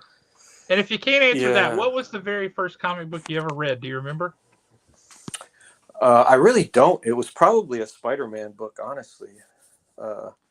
But I can't. I know a lot of people do, but I just read everything. Like I'm a sucker for the written word. So like I read novels, I read comics. Oh yeah. But when I was a kid, I read everything. Yeah. These are the most recent acquisitions. So I collect first appearances. Sure. So most everything in these boxes is first appearances.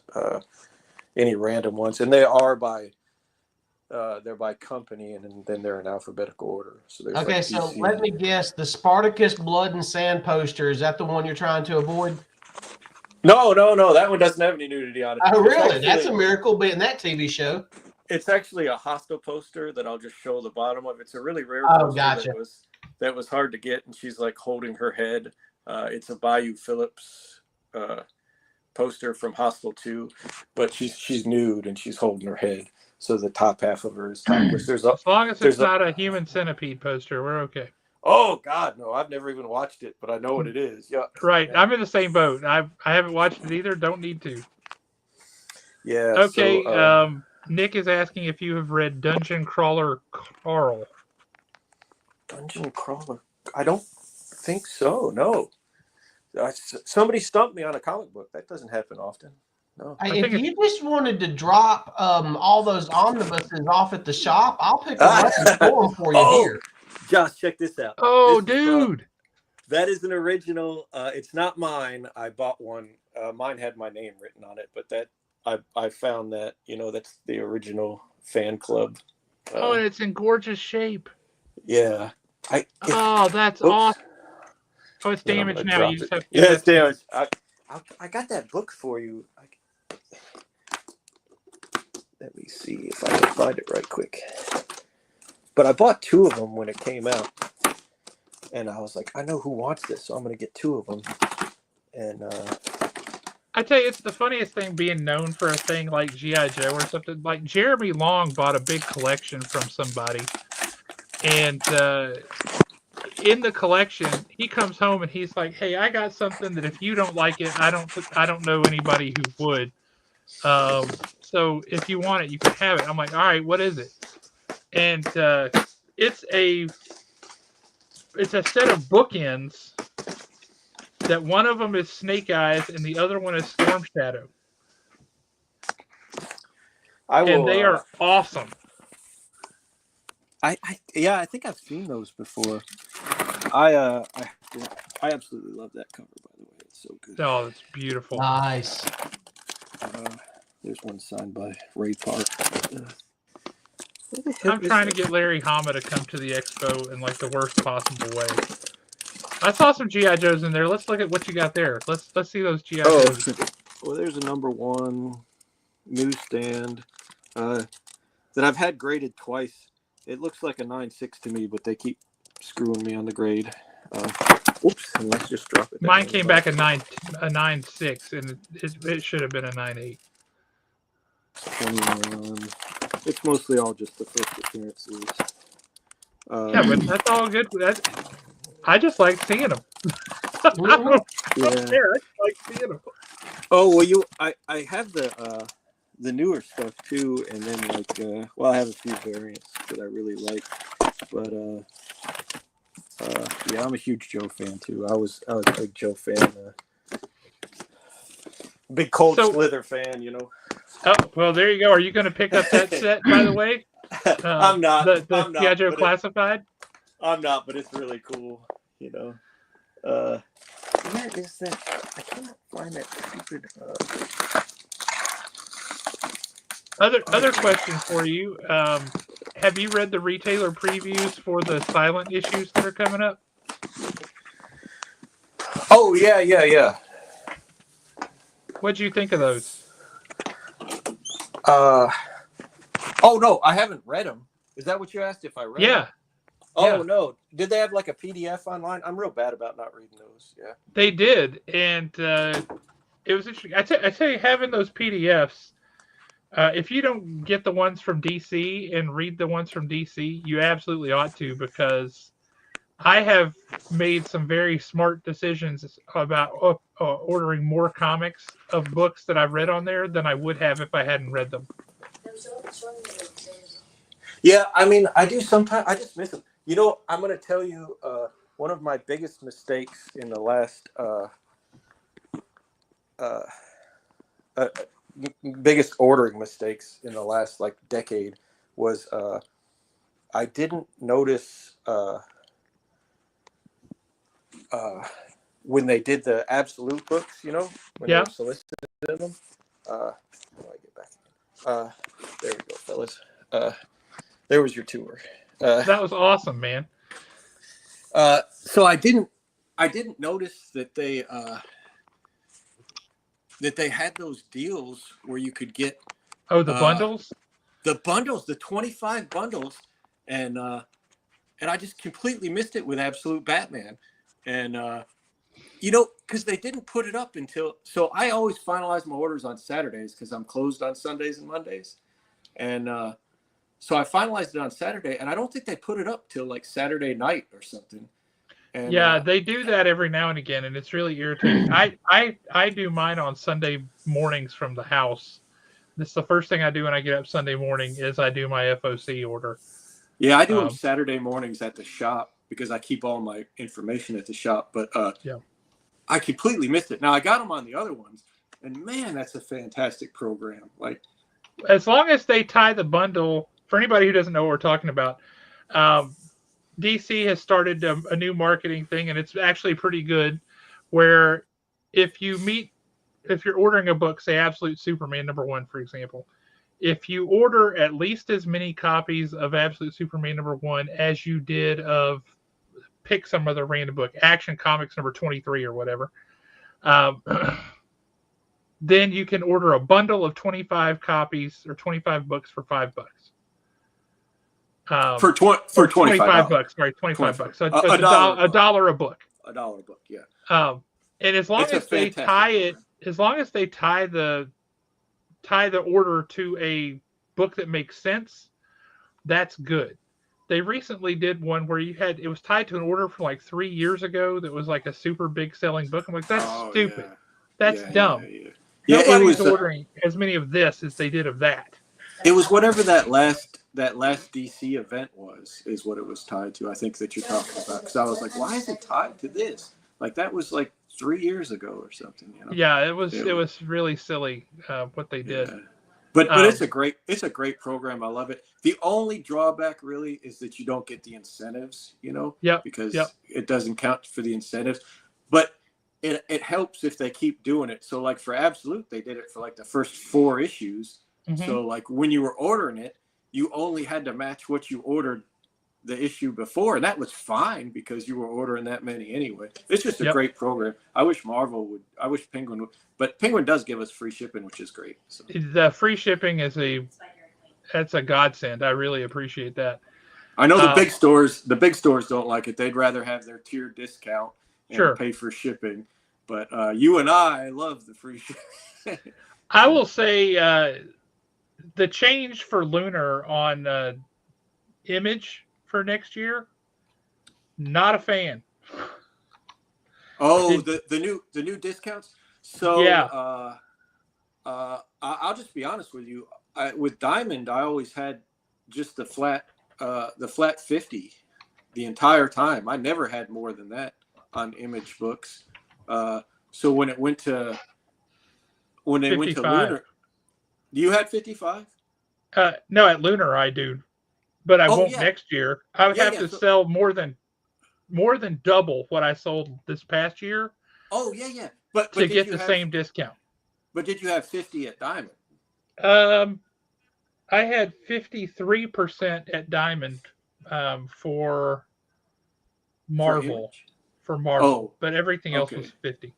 Yeah. So I had 50 with Image at Marvel. So when it went to Lunar, and then I got 50, mostly because of the Energon universe. But I got up to 55 too, and I was like, oh man, this is fantastic. But I mean, Diamond screwed them, and they lost $500,000 that they're probably not going to get back, and that's a pretty big hit. I know they're a big company, and Lunar's a big company. And did you read that article I sent you? Yes, interviews? I did. Yes, it was wild, wasn't it? It was. It was. Yeah. So speaking of, let's go ahead and talk about this elephant in the room, because important dates have now come and gone. What do you think is going to happen with Diamond? So my honest opinions are, well, we already know that Alliance is getting bought. That's a foregone conclusion. Alliance and Diamond UK both, yeah. Yeah, whether Universal owns them. Or hang on, guys. I'm sorry. What? No, you're good. good. I go to Walmart with Connor. It's to get stuff for class tomorrow. Yeah. Well, I'll tell you exactly what I think is fixing to happen. I think that McFarlane is going to end up buying Diamond, and Image is leaving Lunar. Hey, I'll be right back, guys. I'm sorry. Yeah, no worries.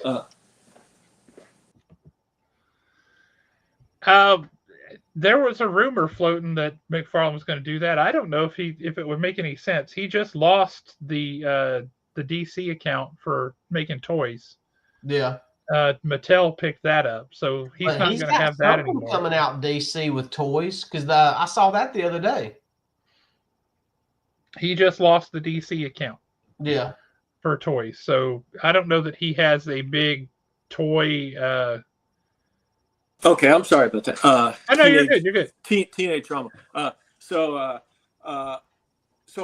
we know Alliance is getting bought one way or another, and it's going to stay in business because it's their top money maker anyway. I don't know how that will go because Alliance is the one that owes like Pokemon and all the money. It's not. I mean, they're a Diamond entity, but it's not Diamond that owns. Like it's Alliance that owes them the money. So I don't know how those companies will feel when Universal takes over about still distributing to. But anyway, they're going to get bought. Free Comic Book Day, that one blows my mind. I didn't even know that was a thing. Like, I didn't know that was an entity that you could buy. I thought it was just something the companies did. I didn't know, Joe Fields started it and Diamond took it over. I didn't know Diamond purchased it from him, or like copyrighted it and owned it. So I assume somebody will probably buy that. I mean, I think somebody will put in a bid for everything because everything's worth money. So we talked about McFarlane today when I texted you. I do think if McFarlane does anything, I think it's possible that he buys Diamond Direct because. Or Diamond Select? Is the it Diamond toys? Select? Yeah, the toys, because he already does toys. They have Gentle Giant. They have Diamond Select. They make good product. The statues sell, with the price point and the statues. Plus, he has I think they have a contract with DC still. They just lost it to Mattel. Oh, yeah, that's right. But they got Marvel. So that might be something he picked up. If it was on the cheap, like if he could buy it really cheap. So I think Diamond Direct will probably. I think somebody will buy Free Comic Book Day. I do think somebody will buy Diamond Distribution, and I think they're going to liquidate it. I do not see any scenario where they stay in business and be a distributor. The reason being is the name is so tarnished right now. Did you see the news that came out this week? I think it just came out like today about how now they're being accused of like funneling the money they've been getting through employees, so they don't have to actually give it to the people that they owe money to, and all these independent companies that they've completely screwed over. They're just not a good company. But I think that if you think about it, just what's in their warehouse is worth money. Just the things they use, the equipment they use, and how much stuff is in that warehouse. There's got to be tons of comics and stuff. What worries me is every FOC we're doing now is well into April, and Dynamite hasn't left. Titan announced today they finally left. But Dynamite hasn't left. What is Dynamite going to do if come the second week in April, Diamond is shut down and they have nobody to distribute their 4,000 covers for every book that they publish? They had you were the one that said, and I think you have to be right because I can't figure out any other reason. I know a little bit about business law, and in most cases, you can get out of a contract if somebody claims bankruptcy. But Dynamite must have some clause in the contract that they just can't leave at all, because I don't know why they would still be there soliciting books. It just doesn't make any sense. But anyway, to answer your question, I think it'll all get sold. I think every part of it will get sold, but I think the majority of it will get sold to liquidate. And I do not think Diamond will be a distribution center in April. I could be wrong, but I just don't see it. Because, who's going to distribute through them? Lunar is not going to come back. And even if say, the rumors are crazy true and Todd McFarlane buys comic distribution, it's not going to happen. But say he does. And then he talks Image into it. Image isn't its own. They have a contract with Lunar. They still have to go through Lunar, and Lunar's going to be like, no fucking way. Oh, I'm sorry. They're going to be like, no way. We're past 8 o'clock. They're like, we're not doing that. So who's going to distribute to them? I don't know why PRH is still distributing to them. All these companies that lost all this money to Diamond, you would have to be Apple or somebody that has so much money to buy Diamond and rebrand it completely as something new and be like, we will pay you up front for 6 months worth of comic books if you'll distribute. That's the only way I think it happens. I think they've lost all consumer confidence. And there's so many, the retailer page, you know how much I hate the retailer pages. The retailer pages, there's so many homers on there that are just like, Diamond's the best thing ever. And I'm like, what is wrong with you? They stole from us for 20 years. Like, I like Diamond too. Don't get me wrong. And we're not going to have a merchandise, which really sucks. Like, I like getting merchandise, and there's nobody else to get it from. Nobody. Like, Entertainment Earth's a joke. We get like 10% off and have to pay shipping. What do we get? We might as well buy it at Walmart, Like, there's no other way to get it. There's a Hasbro account, but you have to order like $1 bajillion worth of stuff from Hasbro to get it, and they ship it as soon as it comes out. So like, you don't have a choice to hold it to ship with other stuff. So that account's garbage. So there's nobody else to get merchandise to. So that sucks. And To answer your question, Matt, Diamond UK is a Diamond property, so it by default in this it has to sell. Diamond UK is actually doing well; they are profitable, but because they have to be sold, Universal Distribution out of Canada is looking to buy both Diamond UK so that they distribute to the rest of the world, and also the Alliance Gaming. So they're looking to buy both of those. Maybe more, but those are the things we know about. Does Lunar even distribute overseas? They don't, do they? Mm-mm. No. So do they even get DC books overseas anymore? Or They get them through Diamond UK. Oh. They Okay. Diamond and Image or DC and Image both ship overseas internationally through Diamond UK. They have different agreements with them than they do with Diamond Distribution.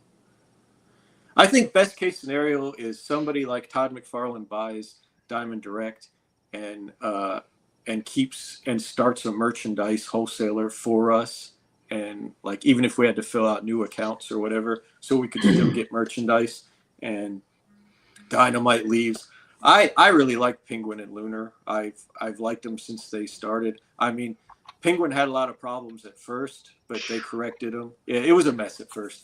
I hate their system, their ordering system. Oh, it's so bad. Sucks. It's so bad. Yeah, it's so awful. And Lunar's is better, but it's still not great. Diamond's ordering system is rock solid. Diamond's system is so old but so good at the same time. Like it's they've never updated it in the 18 years. It's perfectly functional. Yeah, but it works great. It does what I want it to do. And Penguin and Lunar have the worst search systems too. You can type in god awful absolute Batman and you'll get like 50 Batman things and you're like, what is this? Like, I just want to see absolute Batman. Like, same with Penguin. Like, and you'll get novels because they're like sell novels. But as far as like a company and how they pack and ship and most everything. Now, I've heard a lot of horror stories about Lunar online, but I've never experienced it myself, knock wood. It goes in waves, and we've had a couple of bad instances with them, but not catastrophic. Mostly Lunar has been really good. Nick, you can say that all you want, but hand to God, Diamond's ordering system, you can see lots of different things on the page at the same time, not just like 7. So you don't have to scroll forever to like put in orders. You can do it lightning fast. You can click on a thing. You can hover over it to see something. You can click on it and it expands out so you can see all the details. It's very simple. It's very easy, very user-friendly. It works really, really well. It's solid. And you can process orders very quickly. With PRH's system, you have to click on it and tell it, do I want to order multiple things at the same time? And you have to click this multi-add order. Otherwise, every single box is preloaded with a 1 in it. Yeah, it's the most irritating thing. And it takes forever. And when you click off of something, like, okay, I want 3 of that, and I click to the next thing, you get the circle that spins and how do for they 15 seconds. How do they not have online payments yet? It's the most ridiculous thing. Every time I talk to the credit rep, I was like, how have you been? You are the biggest book distributor in the world, and you don't have an online payment system for your customers? Like, it's ridiculous. I have to send you a check. I don't send anybody a check. You know, my grandmother sent checks. You know, what is this? Like, I guess there's some, you can put like a credit card online or something. I don't know. I haven't messed with that, but it's like you can, but it's not my favorite. Yeah, but don't they just charge it when they want to or whatever? Like, yes, they charge you for. They don't too, like everybody else does. I order this stuff, and I get this invoice, and then I get these books, and it costs me this much money. Penguin Random House is like, I order all this stuff, and they give me this much stuff, and they charge me for that, and that much stuff, and they charge me for that, and that much stuff, and they charge me for that. So I get from Penguin Random House, I get 10 or 12 invoices a week. I put in one order, but I get 10 or 12 invoices a week, and they charge it all immediately. Do you do many reorders with them? Not many. Penguin? Not many. I try to avoid it like the plague. I don't they're always damaged because they ship your weekly books fantastic now. Yes. I very rarely have, if they're damaged, it's usually because of handling. It's not because of shipping. So, but their reorders are horrible. They've come up with those Gemini mailers that aren't Gemini mailers because they don't they're stick super out on cheap. the hands. And the books are almost always damaged. I don't know how if I reorder one copy of one book, they ship it to me and it's free shipping. It's like, how are you making any money? There's no way you made money on this one book that you just sent to me that I reordered. Like, they literally lost money sending it to you. Lunar by far has the best reorder system of the three of them that I've ever seen in my life. It's so good. Like, if I order something and I get it in before Thursday, it comes in my next week's order, and it's in with my other stuff. So, like, well, that's how Diamond used to do it. If you remember that, back in the day. Diamond has never done that for me. Like, if I reorder something, it's just in an abyss, and I might get it, I might not. It might be 3 weeks from now. It might be 2 weeks. It might be 1 week. I've never had a good experience with reorders with Diamond. And then their reorder shipping system was awful too. They'd ship it in some box. And lately they've just been awful. It's so bad too because right before they went bankrupt, they were shipping better than they ever have in their entire existence. Yep. It was so good. Like, I was getting no damages every week. I was like, this is a whole new company. I don't forgive them for all the bad they've done, but this is great. I hope they keep it up. And then they just were like, hey, we got kicked out of this warehouse because we actually weren't paying rent. And so we're jamming everything into this other warehouse. Oh, and by the way, now we're going bankrupt. So, like, they're just a shady company. Like, I don't know why everybody loves them so much. It's beyond me. Maybe because it's Stockholm syndrome. Yeah. I mean, really, they were the only game in town for the past 30 years. That's all you had, and if you had to play the game, or they would cancel you. And I mean literally cancel you. You couldn't order from them. How much money did they have to make off of us? So you just think that before 2020. There was at least 3,000 comic book stores in the world, right? Yes. And just say, just for the sake of argument, say every one of us was just getting one package a week, right? Just one. We were all getting tons of packages, but say we were just getting one, and they were charging us an extra $5 on top of the shipping for every box. That's $5 times 3,000 stores every single week that they were pocketing from us, that they were stealing from us. And when I tell other stores that, they're just like, yeah, but it's fine. They did a lot of other. They stole from you. Like, how is that forgivable? And they did it for years. And when we asked them about it, they said they weren't doing it. They were like, no, we're not doing it. And then after COVID, and DC leaves, and then all of a sudden our lunar shipments are $8, $10 for a 60-pound box, and Penguin's free. And then they're like, yeah, actually, we were doing it this whole time. We're really sorry. We stole billions of dollars from you. It's like, what? How is that forgivable? Our bad. Yeah, our bad. Like I said, I've said many times before, it's like having an employee that took money out of your till and you being like, well, he was reliable. He's a good employee. He showed up every day. He showed up every day. He did his job, He stole money, but it's okay. Like, what? That doesn't make any sense. Like, I can't forgive him for that. I just can't. Like, out of everything, I just can't forgive him for it. That to me is way worse than the way they handled shipping over the years, the way, everything else they've done, everything bad they've done. I just cannot forgive that. I don't know how much money have they gotten from us, over the years, and still went bankrupt. And still went bankrupt. Well, they went bankrupt because they weren't doing it anymore. All of a sudden they're like, oh, we lost everybody, so we're gonna fix. That's how Steve Jeppy was paying his credit card debt. Was he was giving extra shipping. I shouldn't badmouth him on. They're gonna watch this. They're gonna be like, that's that comic shop guy. No more shipments to him. Tomorrow I'm gonna get a call from him, and they're gonna be like, hey, cut off. I'll be like, that's cool. All you got's dynamite. Believe you me, they don't watch this show. Yeah. They definitely don't. But man, it's been good having you on, man. If Yeah, you guys man, absolutely. get the chance, and you get to swing by Decatur, it behooves you to run by Buncey's shop. Go by the comic shop in Decatur. Um, I appreciate as it. you can tell from what he knows his business. He knows comics. He's been a fan forever. This is his jam. So yeah, go down there, hang out, talk comics. It's a great place, great dude. And I know that when I was there, I left it in good hands. That's actually, it's appreciate not it, true man. at all. When I left there, um, Daryl and Larry were having a fight. Oh, Right? It was during yeah. one of their periods where they were ticked at each other. And Yeah. Daryl was running the comic shop down there for what It- 5-6 months, and It then he was got so so bad. ticked Yeah. off at Bill that he just left in the middle of the day with customers in the shop. He walked out the Yep. door, left the customers in the shop, left the lights on, left it all. Whatever happened to Daryl?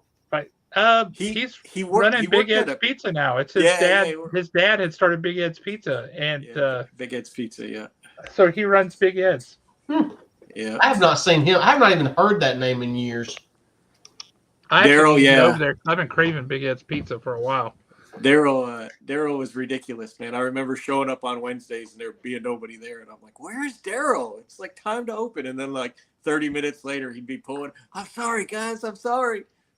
Just running a little late." Like opening the shop up. I'm like, "Dude, I want my comics. Let's go. It's cool, Yeah. Muncie. It's cool." Clock is ticking.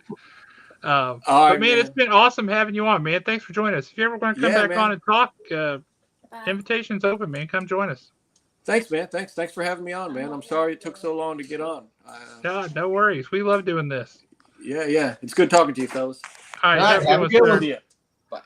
All right, you ready to say farewell for the evening? Farewell to the evening. Oh well, that was quick. Good night, y'all. Y'all have a good one.